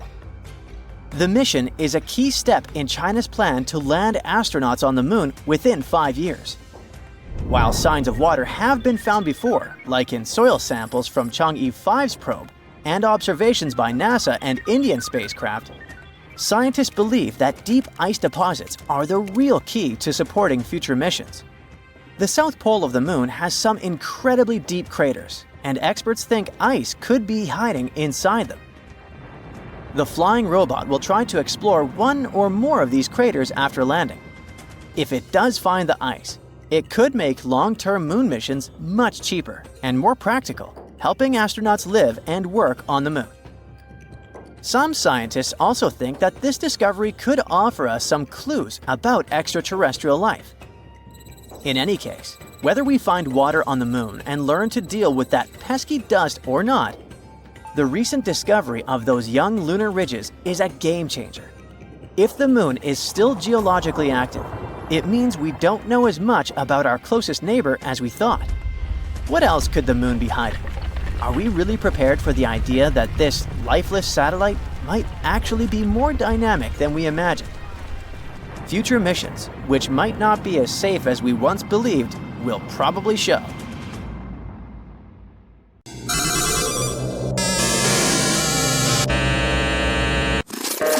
About a century ago, people envisioned the 21st century as a time filled with quirky inventions.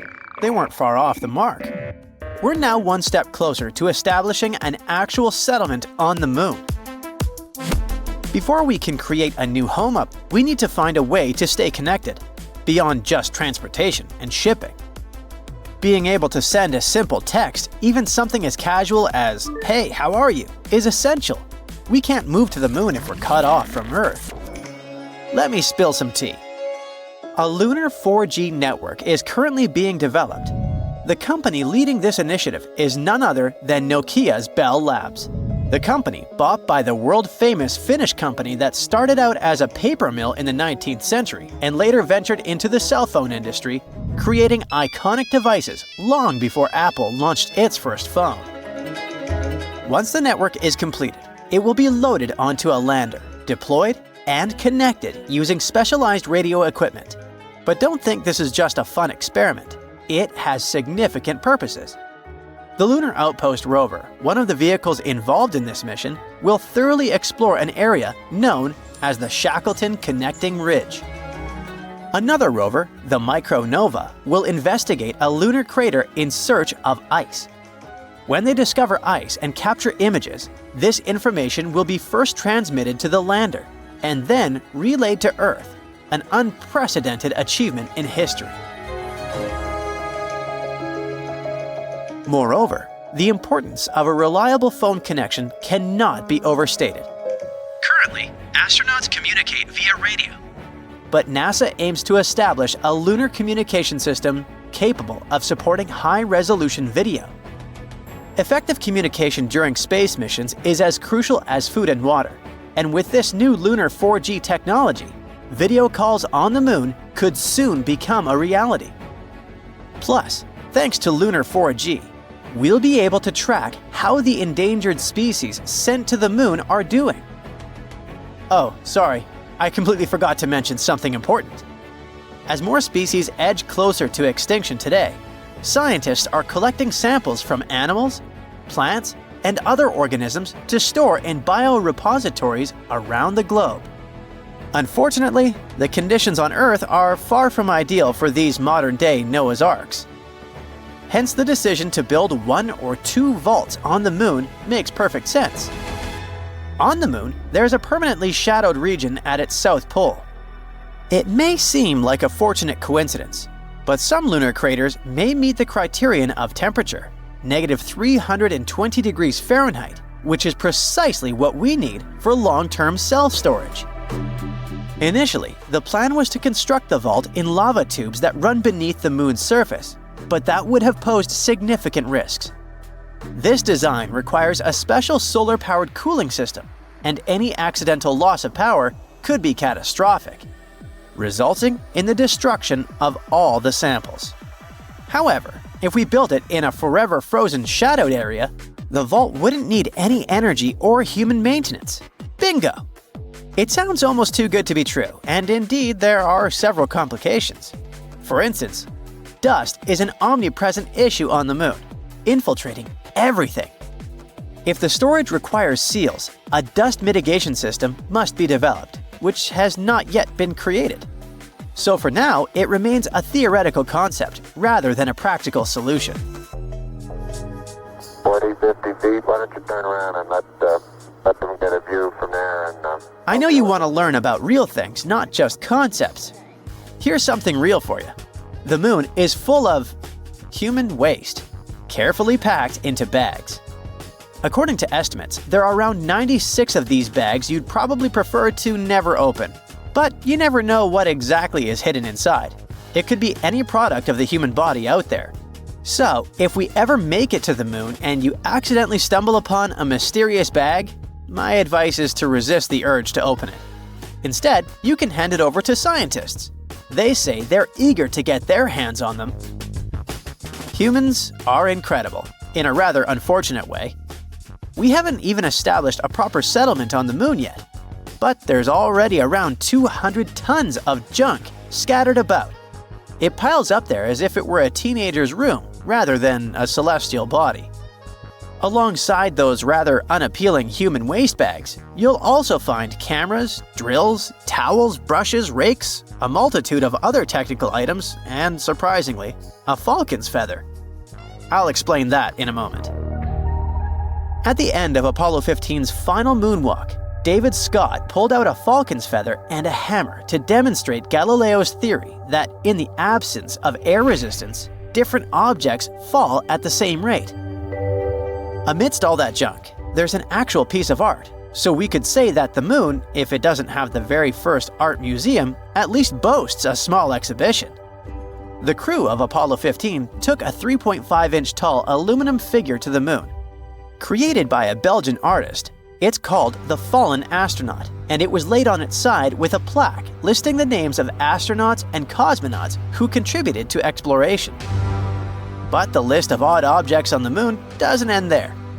If you ever find yourself in need of cash, you can find it on the Moon, since a stack of $2 bills was simply forgotten there. Yep, a lot of material has been collected since 1969, when humans first stepped on the Moon. It's one small step for man, one giant leap for mankind. Our natural satellite was first seen in a telescope in 1609. But what about its true age? To understand that, we need to start with how the moon first formed. Back in the mid-80s, a conference in Hawaii brought together a bunch of scientists to figure out where the moon came from. They came up with a pretty cool idea. The moon probably formed with the stuff that our planet Earth donated. Picture this. A Mars-sized object crashed into the early Earth, flinging molten materials into space, which eventually came together to become the moon we see today. This theory clears up a lot of mysteries. For instance, it used to baffle folks why the moon has such a small iron core. The answer is simple. It formed from Earth's outer layer, which isn't rich in iron. And that pale crust of the moon? It's just minerals that floated to the top when the molten moon cooled down. At first, the moon was super close to Earth, but it's been slowly drifting away at about 2 inches a year, even while you're watching this video. Figuring out when this all went down, though, is a bit tricky. The Apollo astronauts brought back a bunch of moon rocks, which helped scientists estimate their ages.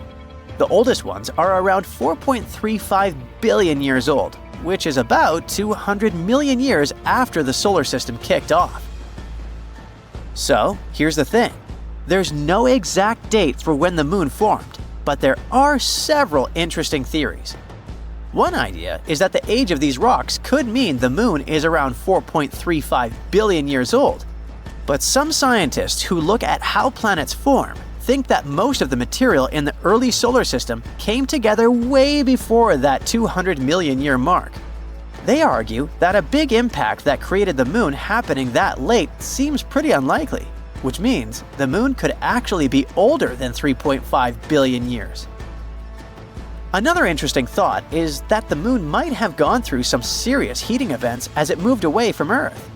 This is similar to what happens on Io, one of Jupiter's supervolcanic moons. The gravitational pull from a bigger body can stretch and compress a smaller one, generating heat, like when you squeeze a rubber ball. The rocks on both Io and the moon warm up this way.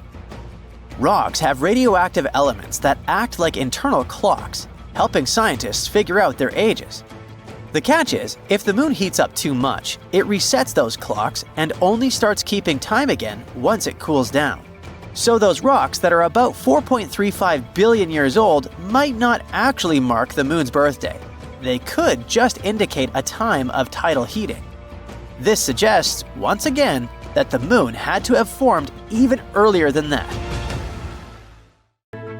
Time can stretch or shrink depending on where you are. Climb to the top of an extremely high mountain, and time will pass a teeny tiny bit faster than if you were down in a valley. That's all because of gravity and how it affects time. We hardly notice it in our everyday life, but for scientists and space agencies preparing to send people to the moon, these minuscule differences in time really do matter. We'll get to answer the why question a bit later. Right now, a new space race is underway. Many countries want to establish long-term bases on the moon. With humans up there, things like reliable timekeeping become crucial. The thing is, the moon doesn't operate on Earth's time. A day on the moon runs slightly faster than a day on Earth. The difference is about 56 microseconds, and it seems insignificant. But over time, even such a difference can add up, creating bigger issues. So, to keep lunar missions running smoothly and prevent things from drifting out of sync, NASA and scientists around the world are now dealing with a tricky challenge, creating an entirely new lunar timescale. NASA is supposed to start using it by 2026. It's the same year they hope to send astronauts back to the moon for the first time in 50 years. But this new timescale is not just a moon time zone.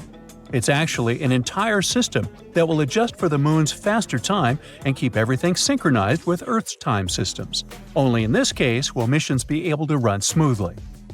You see, on Earth our timekeeping is already surprisingly complicated. It might seem like time should be a straightforward concept, but keeping accurate time is actually a precise science, especially when you consider how much timekeeping affects our daily lives. So, to keep global time coordinated, scientists rely on something called Coordinated Universal Time, also known as UTC. This global time standard is based on ultra-precise atomic clocks that scientists place in separate locations all over the world. Atomic clocks are cool because they measure time based on the consistent vibrations of atoms, so they're super stable and accurate. This helps scientists make sure UTC is the same for everyone everywhere. These atomic clocks also take into account that time moves slightly more slowly the closer you are to the center of our planet. So, atomic clocks positioned closer to the Earth's surface tick a bit more slowly due to stronger gravitational pull. This effect, explained by Einstein's theory of relativity, happens because gravity affects time. By spreading atomic clocks across different elevations, scientists average out all the tiny time differences caused by gravity. Also, for precise timekeeping, scientists occasionally add leap seconds to account for the small natural changes in Earth's rotation speed. It sounds pretty technical, but this process of keeping everyone on the same time helps make the modern world function.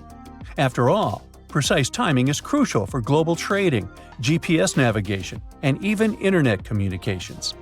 But time on the Moon works differently. Our natural satellite has a weaker gravitational field than Earth. That's why clocks on the Moon tick a bit faster.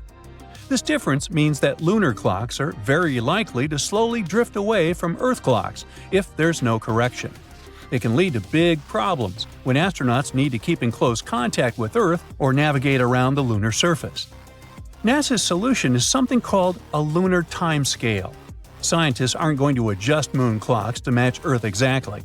Instead, they want to establish a unique system that measures lunar time accurately, but is also easy to convert back to Earth time. Think of it as creating a whole new framework just for the Moon. To make this lunar time system work, NASA is cooperating with international colleagues like the European Space Agency. Together, they're setting up what they call LunaNet. This lunar network will be a bit like the Internet for the Moon. It'll make sure all the lunar clocks work together and align with Earth-based time. Just like how atomic clocks around the world coordinate for UTC on Earth, clocks on the Moon will be part of this larger LunaNet network. Now, scientists are pretty experienced when it comes to managing time in space. Global Positioning System satellites, which orbit Earth about 12,550 miles high, have atomic clocks on board. These clocks tick faster than clocks on the Earth's surface because they're quite far away from Earth's gravitational pull. But then, how does GPS navigation stay accurate? It's because scientists have figured out ways to slow those clocks down to match Earth's time. This experience with GPS clocks is a great base for what scientists need to do on the Moon. In some ways, it might be even easier than managing GPS. Scientists can work with lunar clocks as they naturally are, instead of needing to adjust them to sync perfectly with Earth. By setting up accurate lunar time from the start, scientists hope to avoid some of the complications of managing GPS satellites. And now, here's the interesting part, or maybe more interesting. To keep lunar timekeeping a reality, NASA and its partners want to set up clocks both on the lunar surface and on satellites orbiting the Moon. Some of these clocks will be long-lasting atomic clocks, and others will be crystal oscillators. Those offer stability over short time periods. Together, these clocks will create a network that scientists will be able to rely on. Meanwhile, atomic clocks for space don't come cheap. They can cost a staggering few $1 million each.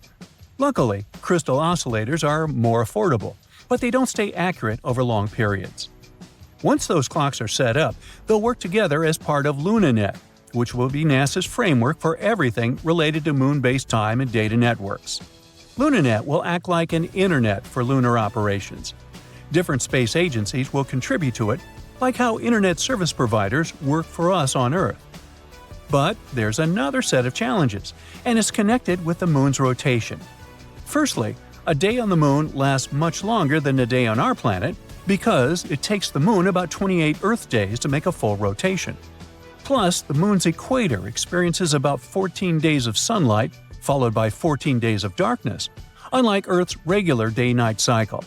And at the Moon's south pole, where NASA is going to establish future lunar missions, there are areas that stay lit or in shadow permanently. It might make it harder for astronauts to keep track of time.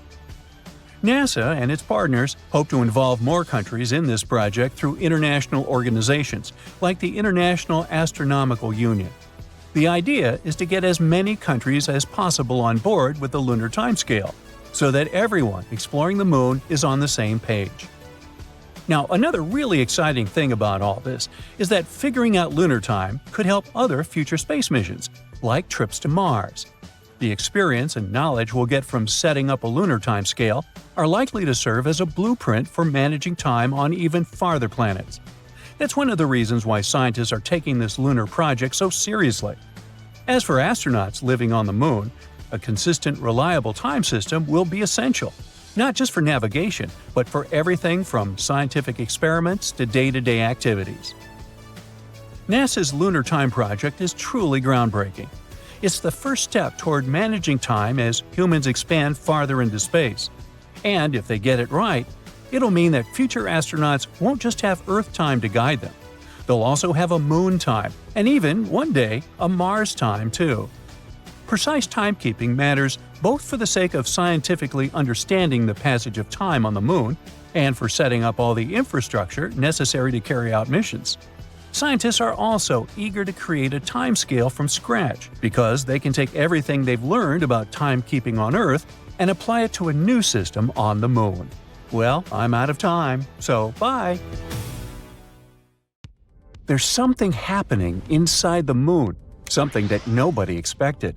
Not a dramatic shift you'd see on the outside, but deep down, where things seem frozen in time, scientists have uncovered a hidden layer of what you could only call moon goo. Remember those school lessons about the crust, mantle, and core? Much like the Earth, the Moon is made up of layers, a crust, mantle, and core. However, the Moon's core is much smaller compared to ours. Earth's core is huge. It makes up about a third of our entire planet's mass. The Moon's core makes up only about 1 to 2% of its mass, and its diameter is about 1/5 the diameter of the Moon itself. It's surrounded by a hard, rocky mantle. But it turns out that between these two layers, that mysterious goo layer, and it's way more important than you might think. The layer is soft and partially molten, ebbing and flowing like the tides in our oceans. It rises and falls, stretching and shifting as if it were alive. Its movement isn't chaotic, but subtle and regular. We always knew that the Moon influences our seas and oceans, causing tides with its gravity. But it turns out that we influence it back. The goo ocean reacts to the gravitational dance between Earth and the Sun. Also, the molten layer could be made of ilmenite, a very intriguing material. Ilmenite is rich in titanium, a strong and lightweight metal that we really love over here on Earth. Titanium is used in everything from airplane parts and spacecraft to medical devices, even in everyday items like bikes and laptops, all because it's incredibly strong and very resistant to corrosion and heat. So, if the Moon might have a molten layer rich in ilmenite, that would be awesome. Astronomers are already planning for lunar bases, and if we had a material to build structures, spacecraft, or even tools for astronauts right there, that would be a game changer. Otherwise, we'd need to transport materials from Earth, which is extremely costly. This is our first tangible sign that the Moon is not just a cold, boring rock. Instead, it's dynamic, living, and breathing, with moving forces beneath the surface. NASA used new special tools to discover this: the Gravity Recovery and Interior Laboratory and the Lunar Reconnaissance Orbiter. These are both space missions designed to study the Moon, but they don't just look at the surface like a telescope. Instead, they help measure things we can't see with our eyes, like the Moon's gravity and how it changes over time. Grail sent 2 small spacecraft around the Moon named Ebb and Flow. Clever. The idea was for these spacecraft to fly close to each other and measure tiny differences in the Moon's gravity as they go. It's like they were feeling the Moon's invisible pull in different places. If the Moon's gravity was stronger in one spot, the spacecraft moved closer together, and if it was weaker, they moved farther apart. This helps scientists understand what's going on inside the Moon, even if they can't actually go there. And the spacecraft intentionally crashed into the Moon in December 2012 to end the mission. The Lunar Reconnaissance Orbiter is a bit different.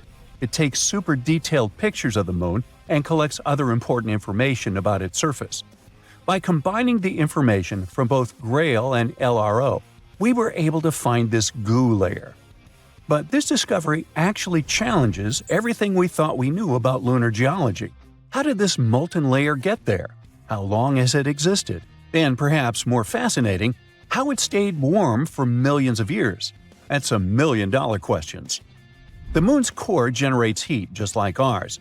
But it's not as easy as saying, oh, the core's heat probably keeps it warm and molten. Well, first, the moon's core is much smaller and less active than Earth's, meaning it produces significantly less heat. Plus, the moon is much cooler than Earth in general. With temperature dropping to minus 200 degrees Fahrenheit on the surface, how could this inner layer still stay in this flowing state? That's still a mystery. In any case, this goo could actually explain a lot of stuff about the moon. For example, astronomers were exploring moonquakes and how they happen. Now they think that it might be this semi-molten layer shifting and moving beneath the surface. Now, beyond the moon itself, it also tells us more about other celestial bodies. If the moon, something we considered basically a huge static rock, has such a dramatic life, what about other planets, moons, or asteroids? Could they also hide similar hidden movements beneath their surfaces? We can even understand our own planet better, learn more about how tides and similar stuff works. There are so many great discoveries we've been making on the moon. Recently, we found some awesome stuff beneath the surface, massive caves hidden for millions of years. For over 50 years, scientists have suspected that the moon's surface is full of underground tunnels and caves. These are known as lava tubes because they were formed by lava. Duh! Millions of years ago, the moon was pretty unstable. It underwent some volcanic activity, causing eruptions. When a volcano erupts, lava can flow across the surface. As the outer layer of the lava cools and hardens, it forms a solid roof of dark material. It's actually what these famous dark spots on the moon are. These are dark, hardened remains of ancient lava. But the hot, molten lava continues to flow through the center. Once the eruption ends and the lava drains away, what's left behind is an empty hollow tunnel, hence a lava tube. On Earth, we have lava tubes in places like Hawaii or Iceland, where volcanic activity has created similar underground tunnels. The same thing happened on the Moon billions of years ago, although they're much crazier compared to ours. In fact, lunar lava tubes are now thought to be some of the largest and longest in the entire solar system. One such cave was discovered beneath the famous Mare Tranquilitas, the place where Apollo 11 first landed, and it's at least 340 feet deep. Now, all these lava systems have remained hidden just beneath the surface, untouched for millions of years. Only now, they finally managed to prove their existence. Scientists from the University of Trento in Italy found them using special radar technology and advanced computer methods. These techniques let you see underground by sending radar waves. The waves bounce back and give clues about what's hidden underneath. By analyzing the way these waves reflected back, the researchers could detect the shape and size of the hidden caves. Now, the best thing about this discovery is that we could build all our bases there. These caves protect from radiation, harsh winds, and meteoroids. NASA even found evidence that some of these caves stay at a steady 63 degrees Fahrenheit. That's some crazy coziness for the moon. And on top of that, there could even be some water there. So humans could take shelter inside these natural tunnels and build entire colonies on the moon. And I know what you're thinking. Could unexpected lunar monsters hide deep in those caves? Well, sure. There's a huge potential for exploring these caves and finding some awesome stuff. But even if we manage to find a miracle, like small life or microbial organisms, there's a 99% chance that there won't be actual animals or monsters. It would just be impossible for them to develop in such conditions. But it would make a great horror movie. Researchers want to send robots or drones to explore the tunnels first, and then see if they're safe enough for humans. And it's not just the US getting in on the action. China is also investigating the possibility of using these moon caves as a future base, showing that the race to explore and settle the moon is heating up.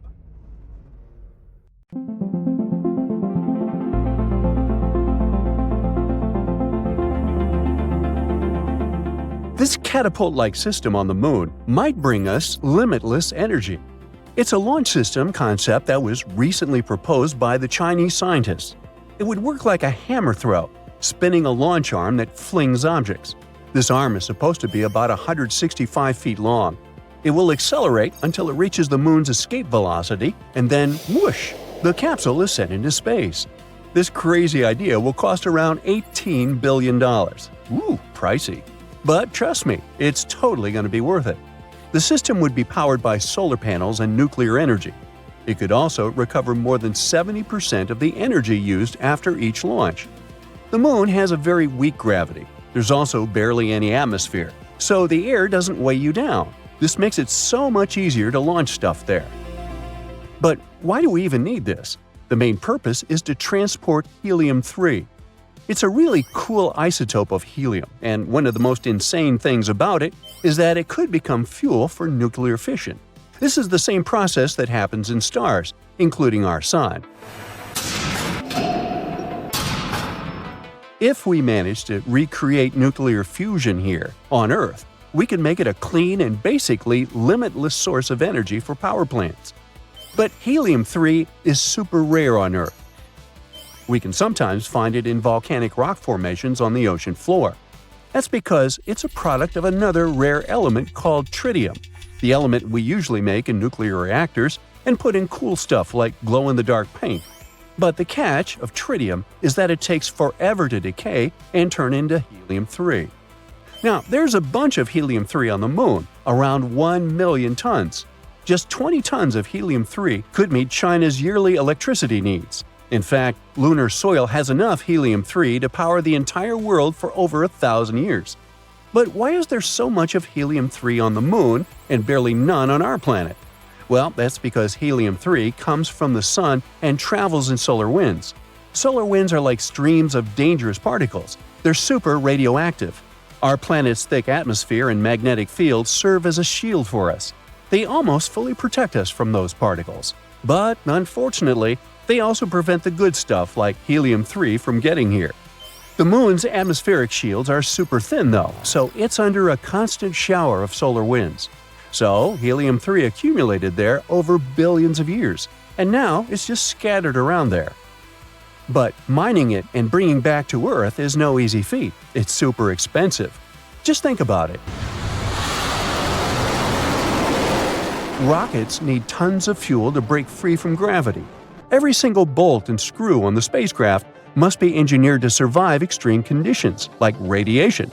Not to mention, you need a team of rocket scientists, literally working around the clock to make sure nothing goes wrong. You can't call a repair guy if something breaks on the Moon. So generally, it costs about $500,000 to send 1 pound of payload to our satellite. That's based on estimates from NASA. To get some idea, let's calculate how much it would cost to send an apple to the Moon. A typical apple weighs about 0.4 pounds, so that funny mission would be at least $200,000. Now, for comparison, the Chinese launch system weighs around 80 tons. Another problem is that the lunar surface is pretty harsh on the equipment, like the freakish lunar dust, for example. You might recall this small thing that happened in the 60s called the moon landings. But when the Apollo astronauts came back from the Moon, they found something weird was happening to them. Their throats were sore and their eyes wandered. Luckily, it wasn't some scary moon sickness. Turns out, there's a lot of lunar dust clinging to their spacesuits. This dust seems harmless, but it's made up of sharp and abrasive particles, much smaller than a human hair, yet sharp like glass. It contains silicate, a thing that can cause severe lung problems on Earth and is a common issue for miners. So it caused a lunar hay fever. At least that's how NASA astronaut Harrison Schmitt called it. All 12 astronauts who walked on the Moon were then sneezing and experiencing nasal congestion. Sometimes it took days to fade away. The dust even got inside their spacecraft, smelling like burnt gunpowder. This nasty stuff can be harmful to both humans and equipment. It managed to damage spacesuit boots and even ruin the seals on the containers used to bring back samples during the Apollo missions. As we mentioned, they're glass-sharp and jagged, so they start scratching, grinding, and wearing down any surfaces they come in contact with. They don't care if it's metal, glass, or humans. And since there's so much dust, this causes equipment to malfunction and fail quite quickly. And that's just one of the possible hurdles with lunar missions. So scientists really need to come up with some weird ideas to get that precious Helium-3. The Chinese scientist project looks like a weird sci-fi invention, but it's a cost-effective way to transport materials back to us. It could throw stuff to Earth twice a day, and it would be 90% cheaper than current methods. Since it only needs electricity and no fuel, the system would be small and easy to set up. Besides the beloved Helium-3, this catapult would also help advance technologies in space mining and heavy launch vehicles. No lunar dust scares this thing. It should last for at least 20 years. It would need to be transported to the Moon using China's Super Heavy Lift rocket. But the idea is far from new. There was a novel called The Moon is a Harsh Mistress by Robert A. Heinlein. In the story, there's a lunar colony that uses an electromagnetic catapult to send weed and water ice back to Earth. It gets quite wild when the colonists, known as loonies, eventually take control of this catapult. They threaten to launch rocks at Earth unless their colony is recognized as an independent world. Sounds kind of funny, but a large rock, if thrown at us from the Moon, could wipe out a city. The damage would be like from a meteorite strike, with fires, houses destroyed, and worse. But scientists have been talking about this catapult idea for a while. For decades, they were trying to find a way to use electromagnetic systems to send resources from the Moon to Earth. There are also some challenges. For example, scientists forgot to mention how exactly Helium-3 would be extracted from the lunar soil. Installing this launch system on the Moon's rugged surface would be difficult as well. Also, they would need to make sure that the system remains stable at high speeds and that it could withstand the Moon's extreme temperature changes, cosmic rays, and intense solar radiation. So, it would take some time to develop. China hopes to have the key components of the system ready by 2030.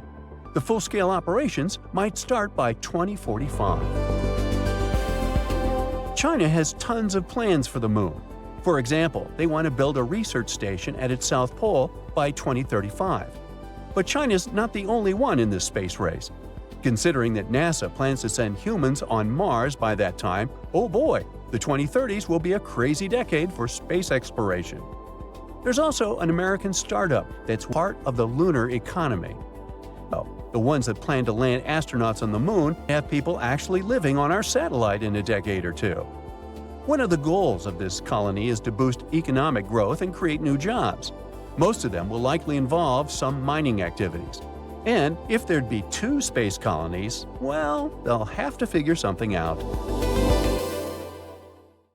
An asteroid broke off the Moon and now it's super close to Earth. Does it pose a danger to us? Kama-oa-lewa, also known as 2016 HO3, spins super quickly as it orbits near our planet. Let's call it HO3 for short. Astronomers found it on April 27, 2016. Compared to other asteroids, it's tiny. On Earth, though, it would be the size of a small building, or about half the size of the London Eye Ferris wheel. They discovered it in Hawaii, and its name roughly translates to a fragment of something that seems to wobble. After some study, they realized that this asteroid might be a chunk of the Moon that got blasted into space. There's a part of the Moon called Giordano Bruno crater, named after an Italian philosopher, that guy who had to pay quite the price for his ideas. If you look at it from space, Giordano Bruno stands out because it's surrounded by some rays of material. They're super huge, stretching over 93 miles and are still bright. This means that an enormous boom once happened there. There's an interesting story about this. In 1178, 5 monks were traveling in Canterbury, England. Suddenly, they saw something strange happening on the Moon. They said it looked like the Moon was splitting, with flames and sparks. Then there was a darkening that spread all across the lunar surface. In the 20th century, scientists found these records and thought that these monks saw the formation of the Giordano Bruno crater. But later it turned out that the crater is about 4 million years old. And thank the stars, because such a massive impact, if it really happened in the 12th century, would have gone crazy on our planet. It would have caused a huge meteor storm on Earth. In any case, our HO3 is most likely a piece of the moon that broke off during that impact 4 million years ago. Luckily, there's no need to panic about it. When astronomers spotted this sudden moon piece, they quickly tracked its orbit. Turns out, it won't collide with us anytime soon. It's going to be our quasi-satellite for at least 300 more years, meaning it'll follow a path around the Sun that keeps it close to Earth without colliding. Its orbit is wild though. It seems to be constantly looping around our planet in some pretty unique loops, moving closer and going away, up and down. And then somewhere in the 24th century, it will go even more crazy, switching to a horseshoe orbit, slowly going away from us. Could HO3 collide with us someday? Maybe, but that would happen over millions of years, when it would leave its current orbit and collide with Earth, Venus, or even the Sun itself. Or maybe entirely ejected from the solar system. Even though it's one of the closest asteroids ever discovered, it's also one of the smallest and most stable ones. This discovery also opens up some exciting ideas about life in the universe. We see that rocks can travel between celestial bodies. There is a theory that life could have been spread all across the universe by traveling on these rocks like on some space Ubers, or at least the building blocks of life like carbon. Maybe life even hitchhiked to our planet on rocks from Mars. HO3 probably doesn't carry any life, but the fact that it can travel for millions of years carrying stuff on it and feeling fine supports this theory. Astronomers want to send something to investigate HO3. Back in 2017, a group of students gave an idea of using a spacecraft for it. The China National Space Administration wants to send a robotic probe to HO3 somewhere in 2025. The robot should fly there, collect samples, and bring them back to Earth for study. Unfortunately, you can't see this asteroid in the sky with the naked eye. Its size is about 130 to 330 feet in diameter, so it would be too tiny and dim to see without a super powerful telescope. But there is an asteroid that you'll be able to see, and it will be insane. In 2029, a large asteroid will pass so close to Earth that it will be visible to the naked eye. Make sure not to miss it, because this is a once-in-a-thousand-year event. The asteroid is known as 2004 MN4, or Apophis for short. It's much bigger than HO3, about 1,210 feet wide. This will be the closest asteroid passage ever. This one actually caused some panic back in December 2004, all because there was a 2.7% chance that it could hit Earth in 2029. People were horrified. Even the name, Apophis, is inspired by an evil serpent from ancient Egyptian mythology. A huge monster that fought Ra and always tried to swallow the sun and destroy the planet. Luckily, when scientists got more data, they realized that it would pass pretty close to us in 2029, and we'd be able to see it in the sky. But then, it will just fly away like a chill asteroid.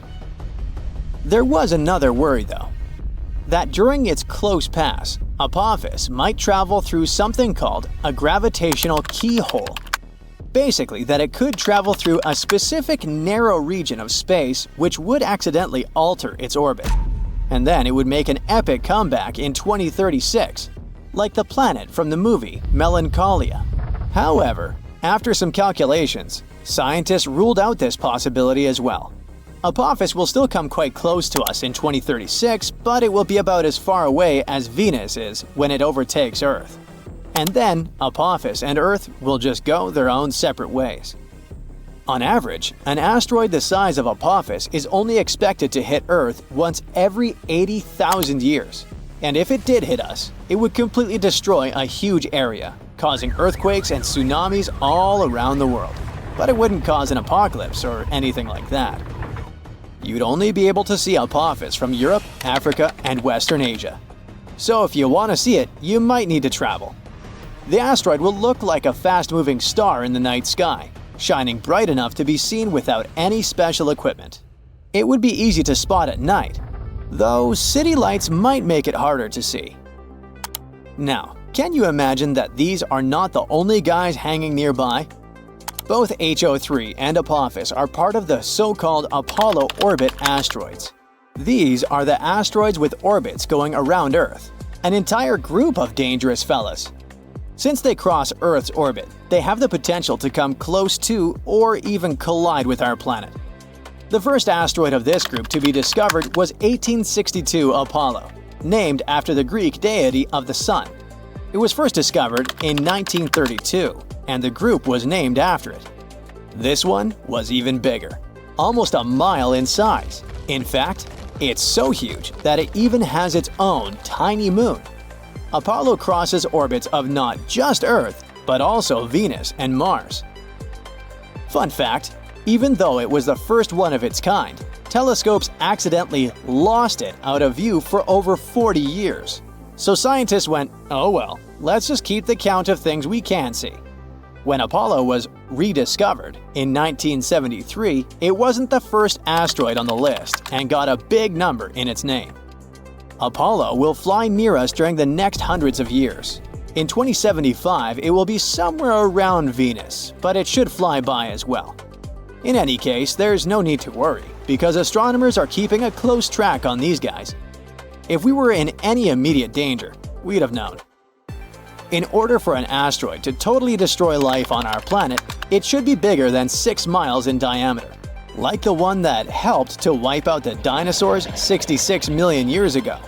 But these guys are so crazy rare, we'd probably live on other planets by the time they arrive on Earth. So, Mars has several faces. No, really. Back in 1976, when the Viking 1 orbiter was checking out the red planet, it spotted something interesting, a big structure that looked like a human face. It was in the region called Cydonia. It soon became very popular. A bit later, we also discovered the so-called crown face in Libya Montes. Mars in general has a lot of strange structures on it. In 2022, we spotted a door-like structure there.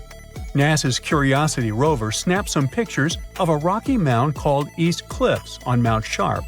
This mound has natural cracks in it, and one of them is about the size of a dog door, like something from an ancient Egyptian tomb. A lot of people hyped that story up.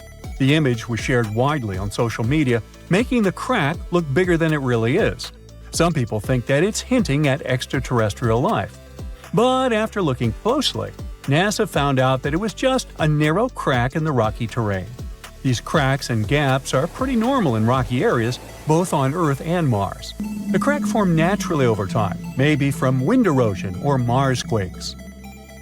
Mars is a gold mine of mysterious structures. Recently, we found some strange spiral shapes there. These are giant coils made of lava, and they look like big springs or loops. For years, we weren't sure whether Martian valleys were formed by lava or ice. These lava coils are shedding light on that mystery. Now, thanks to high-resolution images from NASA's Mars Reconnaissance Orbiter, researchers have spotted 269 lava spirals that can't be explained by ice-related activities. What's fascinating is these lava coils are like the ones we see on Earth, like those formed by Hawaiian lava flows. These spirals are so well preserved that they were easily overlooked before. They range from 16 to almost 100 feet wide and are subtle, blending into the dusty Martian landscape. These coils can teach us a lot about Mars's composition, especially its crust and mantle. We still don't know much about those. But Mars isn't the only planet with strange structures on it. For example, Saturn, the gas giant of our solar system, has a fascinating feature at its north pole, a huge hexagon. This is a hexagon-shaped cloud pattern. It's about 9,000 miles long, making it larger than the diameter of Earth. It's thought to be a jet stream made of gases moving very fast, at about 200 miles per hour. This hexagon was first spotted by the Voyager mission in the 80s, and later seen up close by the Cassini mission in 2006. The Cassini mission noticed a change in its color from blue to golden over time. There are different ideas about why Saturn has this thing. One theory suggests it forms because of the way winds move at different speeds near Saturn's poles. Similar shapes were created in lab experiments when liquids were rotated at different speeds. Another idea suggests that a slow spinning stream of air, along with Saturn's special weather patterns, might be responsible. In 2020, we found that when storms are surrounded by winds swirling in the opposite direction, they can create a steady hexagon shape. So far, this is the most likely explanation. Saturn also got lucky with the bizarre moons. One of them is called Lapidus. This moon has a weird feature, a huge ridge that wraps around its middle like a giant belt. This basically makes it look like a giant walnut. Where's my nutcracker?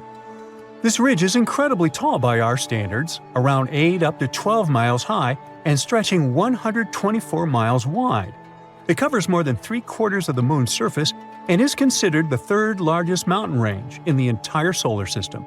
Now, we don't have a clue about how this enormous ridge formed. It's unlike anything seen on other planets or moons. There's one idea, though. The ridge might be the remnants of a dead moon. Let's say billions of years ago, a colossal impact shattered chunks of material off Lapidus. These pieces circled around the moon, forming a mini-moon or sub-satellite.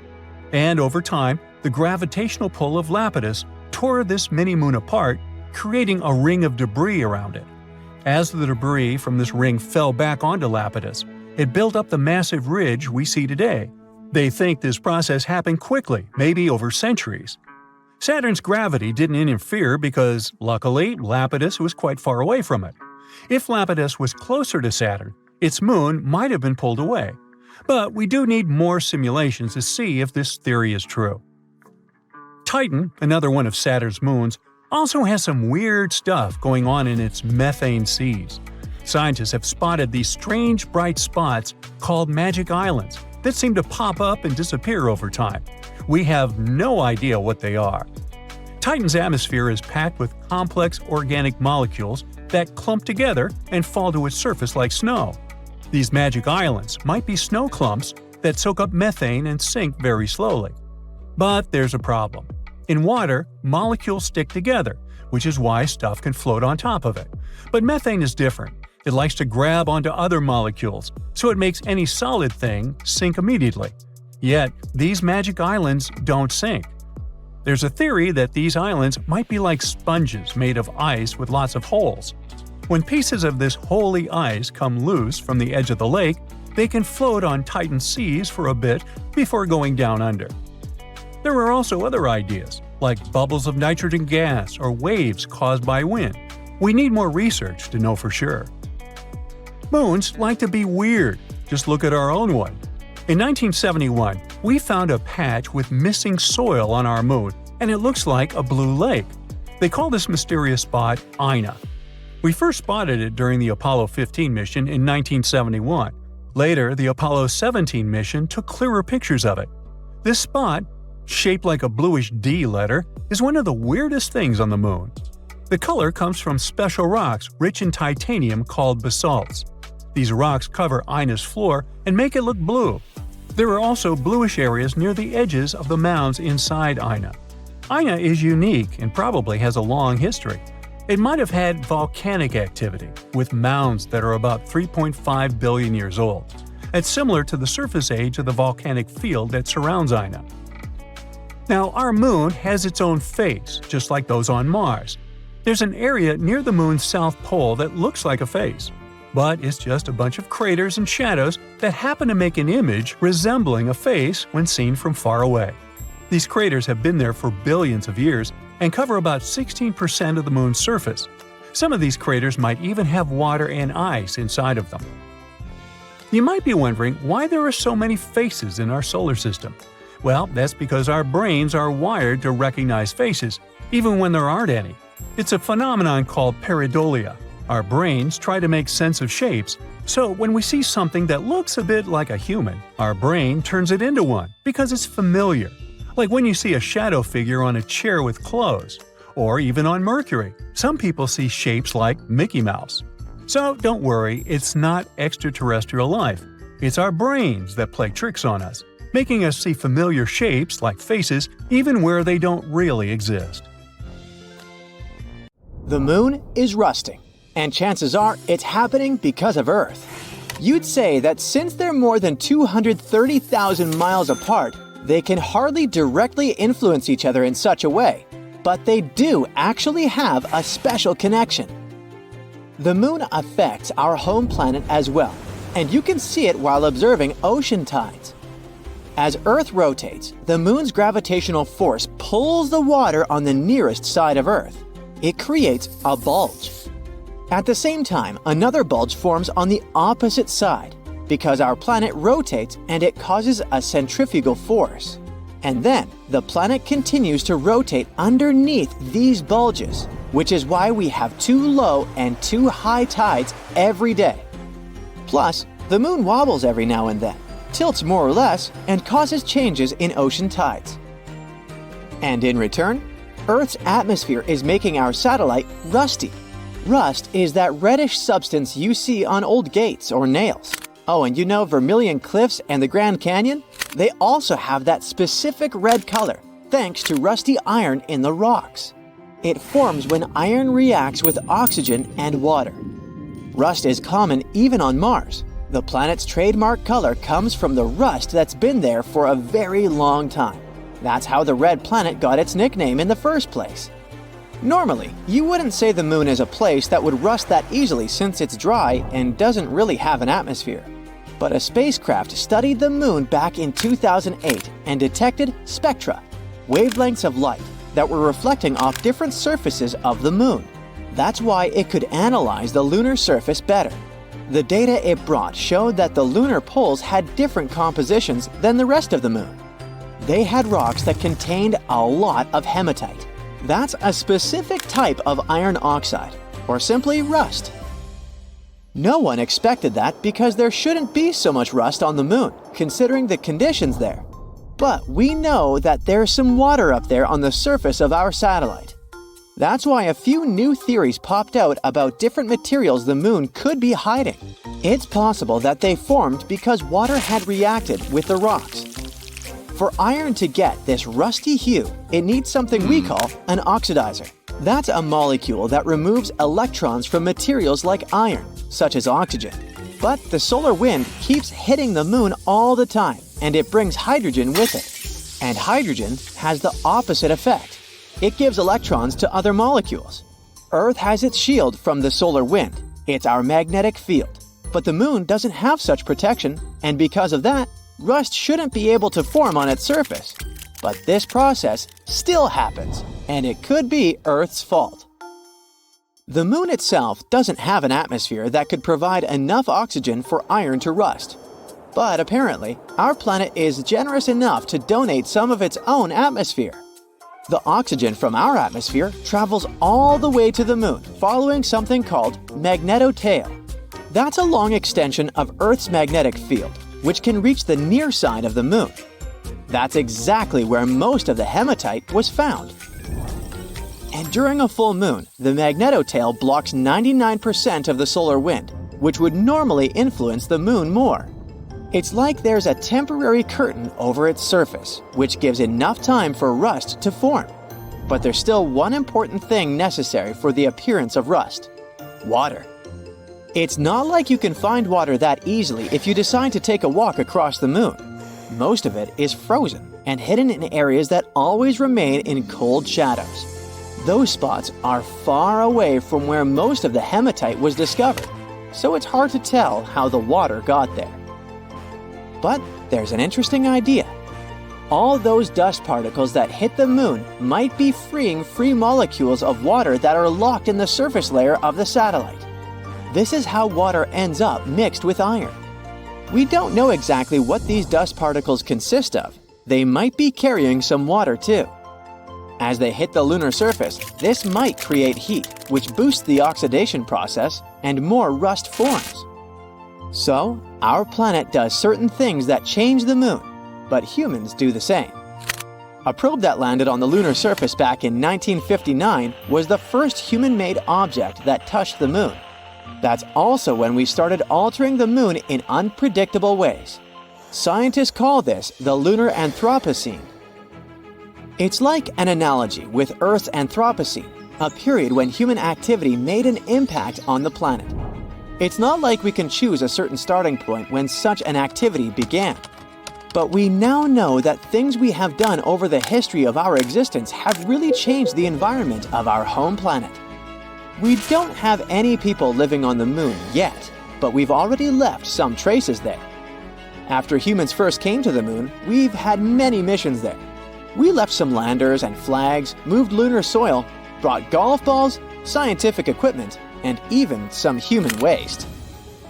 Plans for the future? Send more missions up there and even potentially create an infrastructure where some of us could live, study the moon's resources, and send them back to Earth.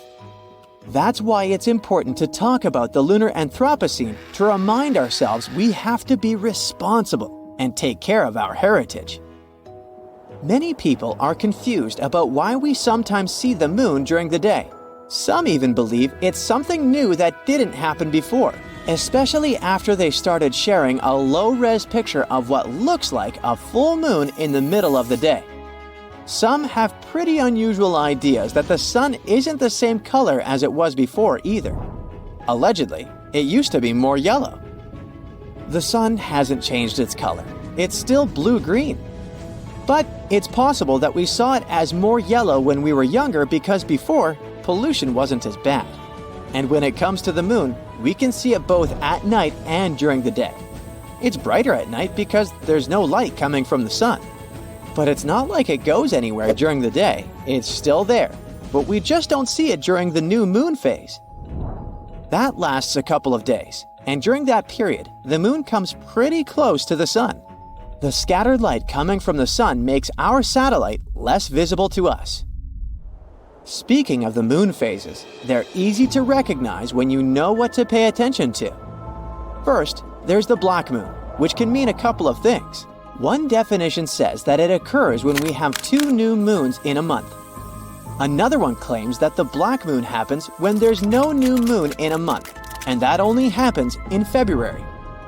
A blue moon is not called that because of the color. It's the 3rd full moon in a season that has 4 full moons. And a supermoon occurs when a full moon coincides with the moon's closest approach to Earth in its elliptical orbit. That's why it looks bigger than usual.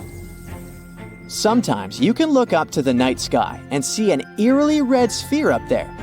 It's not about signs that tell us that the end of the world is coming or that werewolves are roaming around. But yep, blood moon is a good inspiration for stories like that.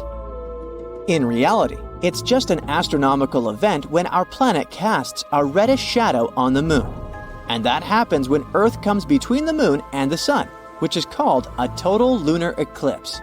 Earth's little companion catches some red light coming from our atmosphere, and that's why you see that specific color.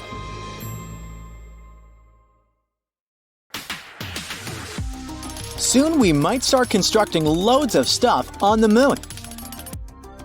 All because India's moon mission has recently detected sulfur near the moon's south pole. This chemical element can come in extremely handy for creating infrastructure on our satellite. It's the first time this chemical element has been discovered on Earth's natural satellite. This sought-after element is mostly found near Earth's volcanoes. Its appearance on the moon speaks volumes about the satellite's volcanic history and its past atmospheric conditions. The mission's rover detected this chemical element less than a week after touching down around 70 degrees from the moon's south pole on the 23rd of August, 2023. This historic landing on the lunar surface made India the 4th country to safely land a mission on the moon. It's also the first spacecraft to touch down so close to the south pole of our satellite. It's an area of strategic importance because it's believed to be home to deposits of water ice. If it turns out to be true, future missions might be able to harvest it and turn this water ice into drinking water or even rocket fuel. For 2 weeks, the lander carried out the data collection, mainly focused on the analysis of the moon's soil and its extremely thin atmosphere. Meanwhile, the solar-powered Pragyan rover started its quest to find frozen water on the moon. As for the lander, it demonstrated another amazing feat on the 3rd of September. The spacecraft fired up its engines and lifted itself for about 16 inches into the air. Then it made a tiny hop to land 12 to 16 inches away from its original position. It's kinda a big deal. Being able to get a lander back off the surface of the moon is essentially for future missions, showing that they can safely return soil samples or even astronauts back home after a lunar mission. In September, the Indian spacecraft was put into sleeping mode. The 14-day-long lunar night was approaching, and the spacecraft wasn't designed to collect scientific data during this period of time. So far, we've learned about a few major findings of the mission. One is related to measuring the temperature of the moon's topsoil at different depths. Intriguingly, the surface of the satellite in that region turned out to be hotter than expected. It was believed that the temperature could be between 68 and 86 degrees Fahrenheit on the surface, but it was around 158 degrees Fahrenheit, way hotter than it should be.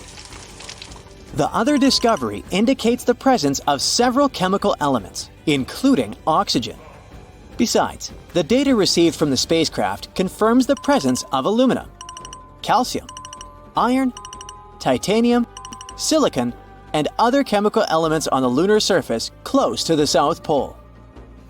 The rover also used special instruments designed to measure quakes and rumbles beneath the lunar surface to detect some seismic activity. It brings us back to the sulfur detected thanks to the rover's spectroscope. Scientists are currently working on figuring out whether this element formed on the surface in a natural way or whether it's the result of volcanic activity or a meteor strike. Another astonishing thing found on the moon is a rock, and it may be the oldest known Earth rock. A 0.7-inch wide chip included in a large rock collection brought to our planet by Apollo astronauts might actually be a 4-billion-year-old fragment of Earth. This finding could help us paint a better picture of the intense pounding early Earth got at the dawn of its life. It could go like this. Soon after the rock formed, an asteroid impact might have blasted it from Earth. At that time, our planet's satellite was 3 times closer to Earth than it is today. The collision was so powerful that this chunk of terrestrial rock found its way to the moon. Later, this fragment got engulfed in a lunar breccia, a motley kind of rock. Eventually, the rock was brought back home to Earth by Apollo 14 astronauts. Even though scientists had found meteorites coming from Mars and the moon before, it was the first time a rock from the moon turned out to be a terrestrial meteorite. They also found out that the rock had formed in a water-rich environment at temperatures and pressures corresponding to those at around 12 miles beneath the surface of our planet. In 2019, China's Chang'e 4 mission made history by landing on the far side of the moon. The mission's rover helped researchers visualize structures hidden deep below the surface of the satellite, revealing billions of years of lunar history. The Yutu-2 rover made this discovery with the help of its lunar-penetrating radar.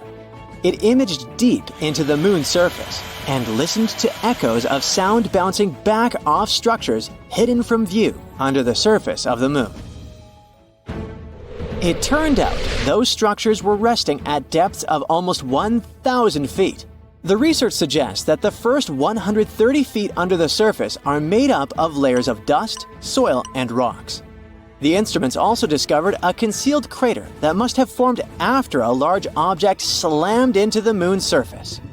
Long, long ago, ancient lava was likely to be flowing deep underground.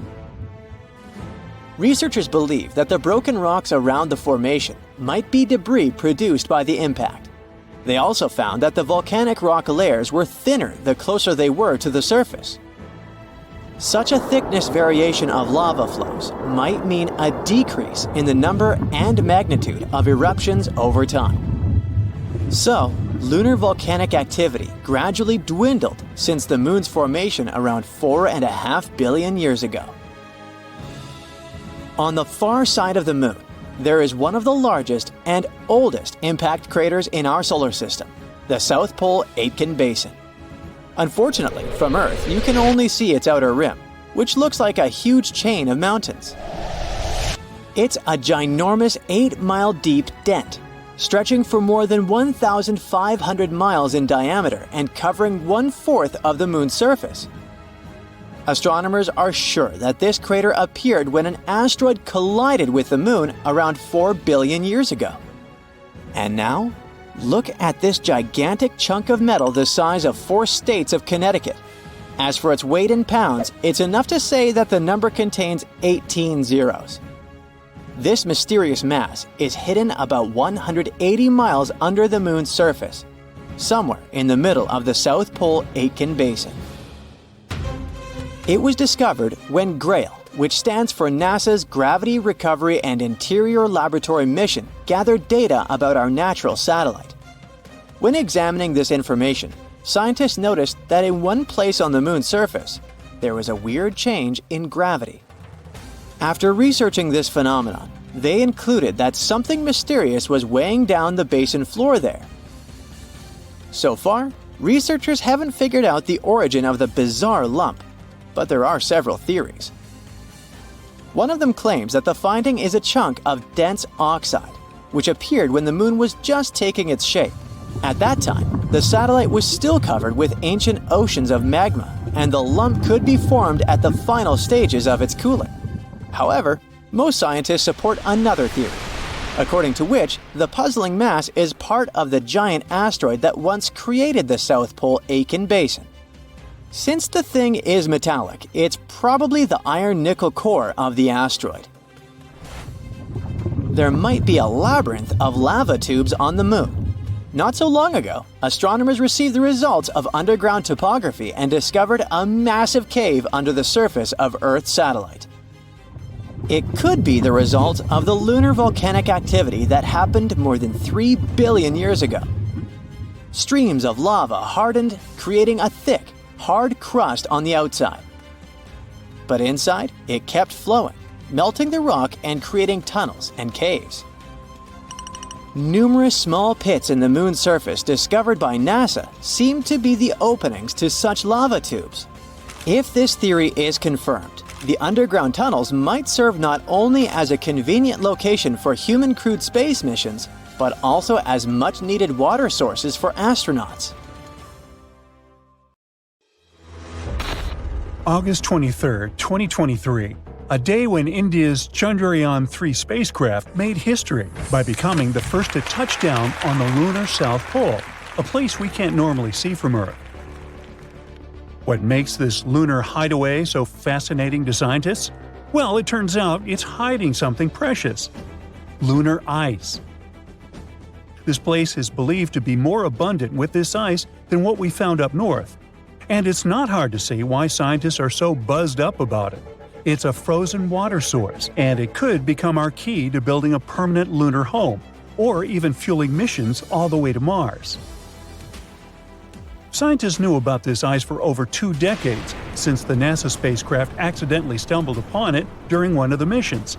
Then in 2018, NASA triumphantly declared that they're 100% sure about it. They said that the south pole of the Moon is abundant with water. Now picture this. Future lunar settlers could tap into this water supply. It could help us sustain life in the barren lunar landscape. Plus, by cleverly splitting the water into oxygen and hydrogen, we could receive both air and rocket fuel. All this will make moon missions more feasible and self-sustaining. It's also a great glimpse into the past. This ice, maybe as old as the Moon itself, could unlock the Moon's and Earth's deep mysteries. But it turns out that water isn't rare in space at all. There might be lots of planets out there where life could thrive. We know this because we started finding water vapor around stars, and this water is remarkably similar to the water in our own solar system. This discovery suggests that the water on Earth originally came from space. Water forms around stars in the cloud of extremely hot vapor. Then it turns into ice and sticks to tiny dust particles. These particles stick together over time and become bigger objects, like comets, planets, and other things. Some of these become comets and planets in our own solar system. And this is how water is being spread across the universe, and it may be how it got to our planet and the Moon too. Scientists think that the lunar ice might have journeyed here eons ago. Maybe it hitched a ride on water-rich asteroids that smacked into the Moon's surface. All this has big implications for us. The southern pole is an ideal canvas for humanity to establish a real moon base. Imagine brick domes connected by secret underground tunnels. They'll be bustling with people busily operating computers. Some others will be cruising the lunar landscape in their jeeps or on their way to mine precious resources. We have some pretty cool ideas on how to build this. First, you probably imagine hauling hefty and water-draining shelters all the way from Earth. But maybe there's a more effective way. Think about our history as a civilization. Every time we ventured to a new place, we surveyed the surroundings for available resources and used them to survive and thrive. This is how we spread across our own planet. So why shouldn't we spread across the moon the same way? Now, you might wonder what resources the moon might offer. We know about the ice, and it can be turned into water. But we can clearly see that our planet lacks lush greenery and edible food. Well, it might not be obvious, but the moon does have something to offer: mineral resources and sunlight. Unlike Earth, where the sun rises and sets, the lunar poles offer quite a beautiful sight. The sun gracefully orbits the horizon the entire day, which means it can provide an almost uninterrupted source of power. Imagine living in a world bathed in perpetual sunlight. I'm sure the solar panels will love it. Me? Not so much. Still, we could use not only the sun's light, but also its heat. Honestly, we should just use everything. If we're left with spare metal while producing oxygen, find a purpose for that metal too. We need to treat the environment responsibly, not only on Earth, but on the moon as well. Which is why scientists are learning how to turn the moon's most abundant resources, regolith, into sturdy bricks. They've been quite inventive in figuring out how to create moon bricks. Scientists want to use the sun's heat to melt lunar dust, layer by layer, essentially creating a 3D printer for moon dust. Engineers have also cooked up bricks using solar ovens and zapped lunar soil with microwaves. They become quite adept at it.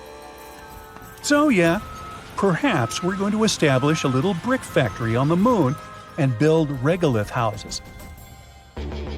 It's like Minecraft in real life. As soon as you find some cool new material, you gotta build a tiny house with it. If successful, these bricks could be used to construct entire buildings, potentially covering inflatable modules or giving new life to abandoned landers. So, will astronauts need to become skilled bricklayers? Well, they won't do everything themselves. We'd have to create a small automated system involving robots working collaboratively. Humans will, of course, oversee the construction site. Despite all this automation, scientists believe that living on the moon is going to be, well, call it cozy. The designs may involve stacked living quarters or multi-purpose areas. However, there would be some challenges too. On the moon, things get extreme. Imagine scorching temperatures that can go up to 212 degrees Fahrenheit during the day, and at night, they plunge down to a chilly minus 290 degrees. And it's not just the weather. The moon gets relentlessly exposed to solar radiation, cosmic rays, and micrometeorite impacts. All these things gradually wear down anything on its surface. Another big challenge is the lunar dust. On the moon, there's no air to breathe, and the dust there can cause problems. And this one isn't only regular dust. It's super clingy and can even make astronauts sneeze and have watery eyes, as if they're having a lunar hay fever. It can also damage equipment and spacesuits. It's not something you want to mess with. Scientists have found that the dust is made when meteors hit the moon, creating tiny particles and sharp glass shards. It's toxic, and its tiny particles can float around in low lunar gravity, making it hard to breathe. Unlike on Earth, the moon doesn't have wind or rain to clean it away. So now they're studying it to find out how to prevent this annoying problem from ruining their entire mission. There's more to this lunar haven than meets the eye. Scientists also want to delve into the mysteries of low-frequency electromagnetic waves there. These waves are whispers from the far reaches of the universe. These elusive signals have remained hidden from us for ages. We only caught some cacophony of radio and other background noise, but that's it. On the Moon's dark side, however, we can finally record and study them. Studying these waves will help scientists to unlock the secrets of the universe's origins. It's not just about the Earth or the Moon. We're talking about peering back to the very beginnings of our world. Our new lunar lab might help us to forever reshape our understanding of the cosmos. So, NASA has some big plans on the Moon now. Their Artemis mission completed a successful return to Earth in December 2022 after nearly a month in space. It ventured far beyond the Moon. This mission proved the capabilities of some of our recent technological developments that will help us explore Mars. The goal of Artemis is to establish a lasting presence on the Moon. They want to create a gateway, like a space station in orbit around the satellite, to help with the landings. Artemis 2 is set to carry astronauts to lunar orbit in 2024, and during Artemis 3, which should take place in the mid-2020s, 2 astronauts will touch down near the Moon's south pole. It's quite possible that the lunar base will be built within the next couple of decades. So, stay tuned. Our moon exploration project started out in 1969. Sure, there have been some problems along the way, but astronomers are certain we'll get back up there pretty soon and with better knowledge and technology. However, there's an 800-year-old trick that might become way more useful than fancy GPS tech and powerful rockets. It's called the Fibonacci sphere. Some scientists at a Hungarian university stumbled upon this idea while studying the Moon. They believe it might be useful to better understand how the Moon spins and how it's a bit squished while it goes around Earth. You might believe that our planet and its satellite are these perfect little spheres floating in space. Well, that's not true. They are in fact like slightly deflated soccer balls because of all the gravity, rotating movements, and tides. The GPS technology we use here on Earth is already adapted to these less than perfect ball proportions. Remember, our planet is a bit flattened at its poles. If we're going to make a map system for the Moon, we need to do the same for its shape, called a solenoid, or what scientists call the Moon's version of our Earth's shape. Since the Moon is less compressed than our planet, scientists have been taking a shortcut until now. They've been looking at our satellite as a simple ball shape. However, with all these new projects coming up in the following decades and even some exciting trips we might end up having on the Moon, we need to be more precise. Scientists now believe we should get the real data and start drawing an accurate picture of the Moon. Here's where the Fibonacci sphere comes in handy.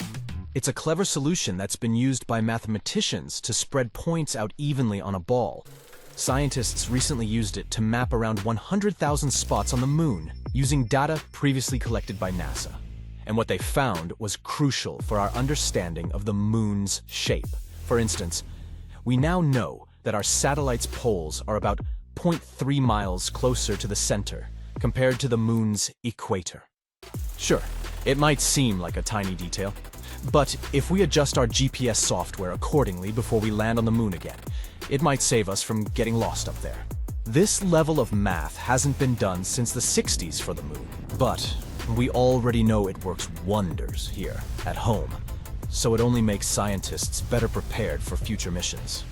This isn't the first time people have used Fibonacci's findings to come up with clever solutions. We've also seen it put to work in finance, agriculture, and in computer science. Let's see where it all came from. Legend has it that the Italian mathematician Fibonacci wasn't really that interested in mathematical sequences at first, but rather in rabbits? So, he came up with this interesting puzzle. What happens if you place a pair of rabbits in a certain space for a year? He also set some theoretical rules.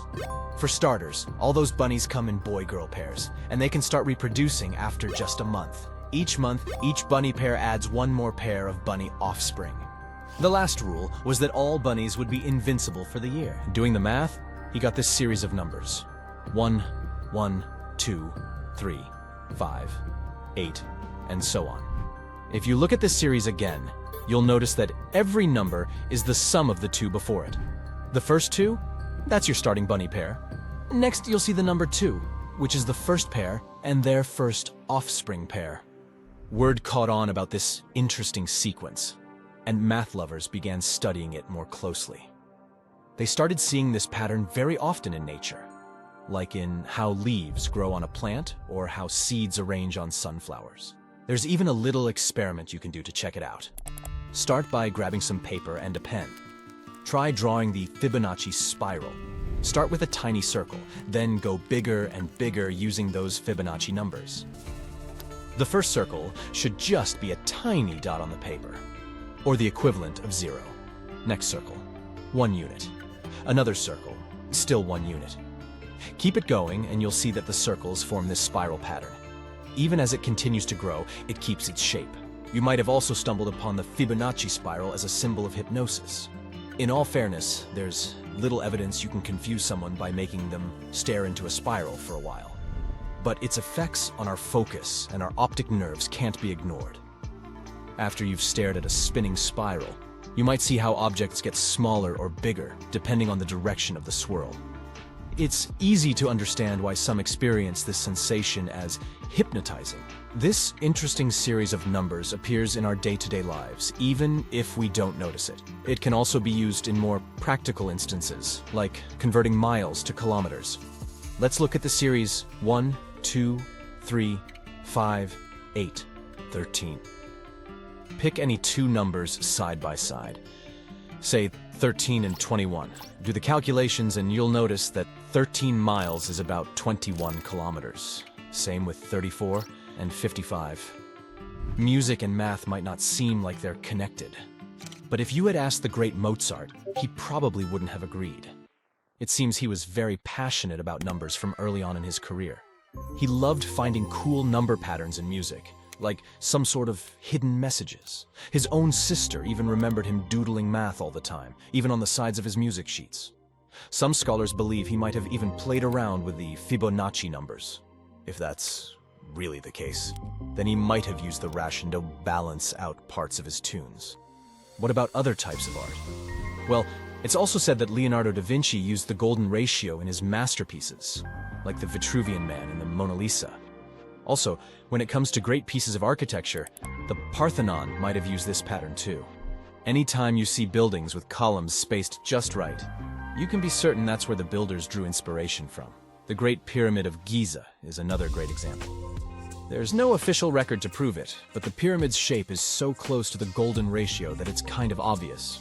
You'll also see this pattern appearing naturally in our environment. Go out in our garden and check to see if you have any pine cones lying around. See those scales? They're set up in a pattern according to the Fibonacci sphere. Even the bones in our body seem to be growing based on the same proportions. We've got one torso, one head, and one heart. Then there's stuff that comes in pairs. Our arms, legs, eyes, and ears, for instance. For the number 3, think about the composition of our limbs and the 3 main sections in our hand. The wrist part, the middle palm part, and our fingers, which are also split into 3, by the way. Oh, speaking of fingers, their bone lengths have this ratio too. This design helps our fingers move smoothly, especially when grabbing objects. The Fibonacci sequence can be seen in the way ocean waves curve, and how rivers split and flow too. Weather patterns can also follow this rule. Some whirlpools and hurricanes form and spread out in the same way the Fibonacci spiral does. Zoom out, and you'll see that spirals aren't just found here on Earth. They're also everywhere in space, and it isn't random. Most galaxies, including our Milky Way, are spirals. Think of it like this. Generally, stars in a young galaxy don't all appear at once. Some are faster when developing, others take their time. This makes gravity pull in different ways, making the young galaxy spin like a disk. As it spins, different levels of gravity stretch it into getting these spiral arms. On the flip side, if all the stars in a young galaxy appear at the same time, gravity just smushes it all into an egg shape, or what the astronomers call elliptical. It's been decades since the last manned moon landing, Apollo 17, which happened in December 1972. Isn't it time we thought about going back to our dusty satellite, and maybe even staying there? NASA has made a promise on this subject. They're preparing to send astronauts on the moon again, perhaps by 2025. This will all happen through a program called Artemis. It's also going to include the first woman ever to experience the lunar surface. Now you might ask, why haven't we done this already? One former NASA administrator said something interesting on the subject. It's not because of scientific or technological issues. Problem was that the potential projects took too long and were just too costly. You see, space travel, especially when it involves humans, isn't easy on the pockets.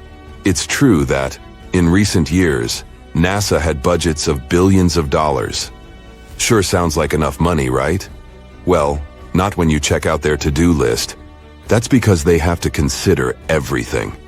From telescopes and giant rocket projects to missions also targeting the Sun, Jupiter, Mars, and beyond.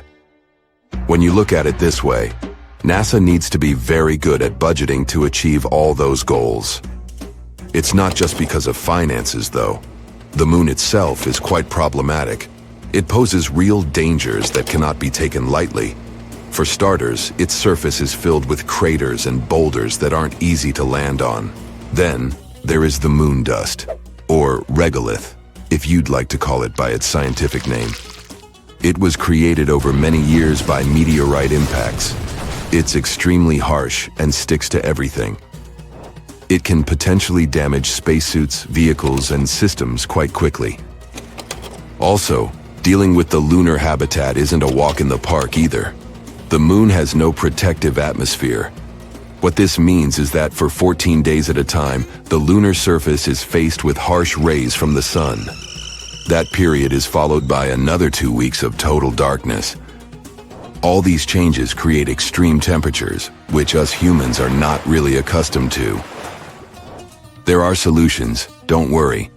NASA is working on dust and sun-resistant spacesuits and vehicles. They're even developing a system that might supply electricity during those lunar nights. What's even more interesting about this system is it could come in handy on Mars too, once we get there.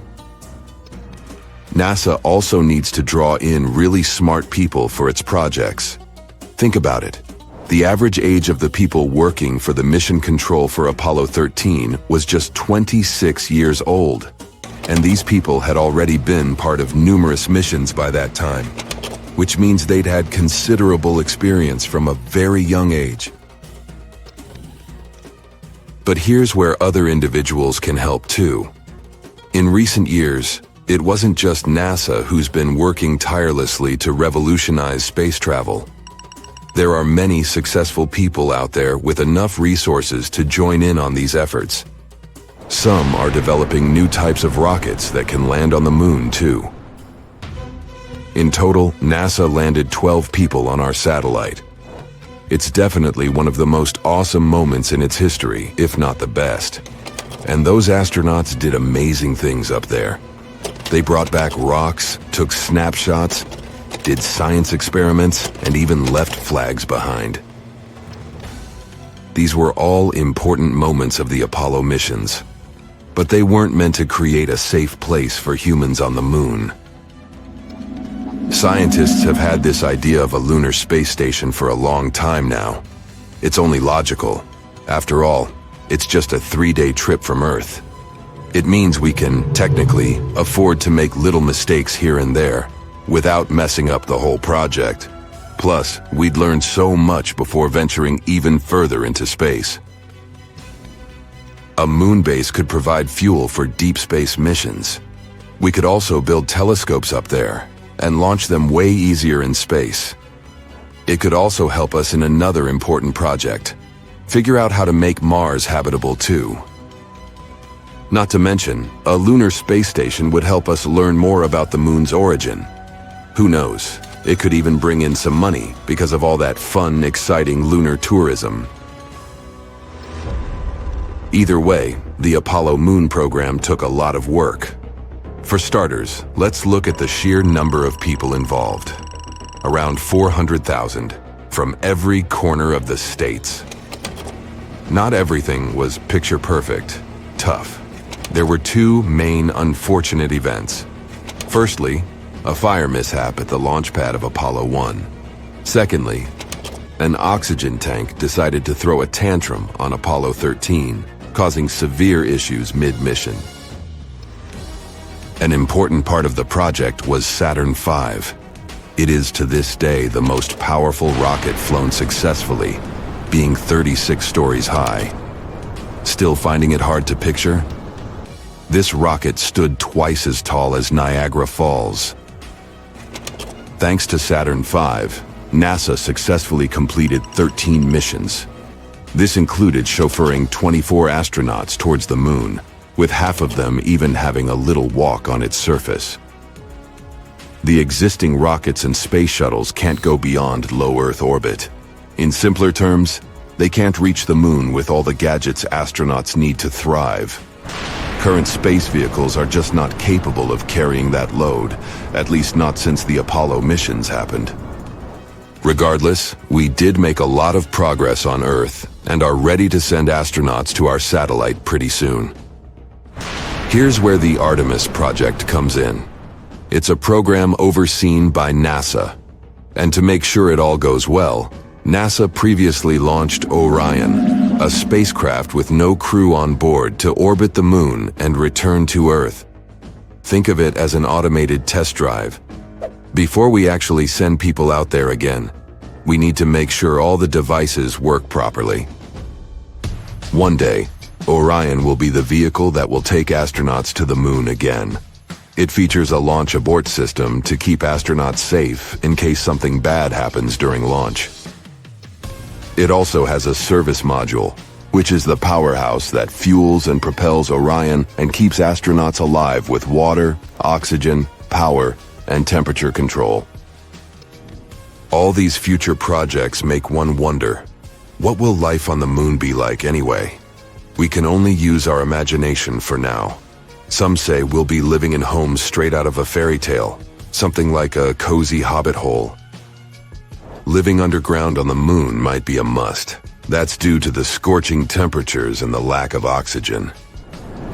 If you add meteorite threats and the non-stop radiation, it's no wonder we can't just walk on its surface. What about transportation? Big and small companies alike are trying to create the ideal moon ride. If current estimations are current, one type of moon taxi will take off as soon as 2024. Unlike our current rockets, these space taxis won't have to deal with the harsh conditions of re-entering Earth's atmosphere. It will be easier for them to make multiple round trips. To support our lunar living, we'll need to have a special area for space taxis to safely take off and land. Think of it as a landing pad on a firm, flat stretch of moon surface, protected by walls to shield against moon dust.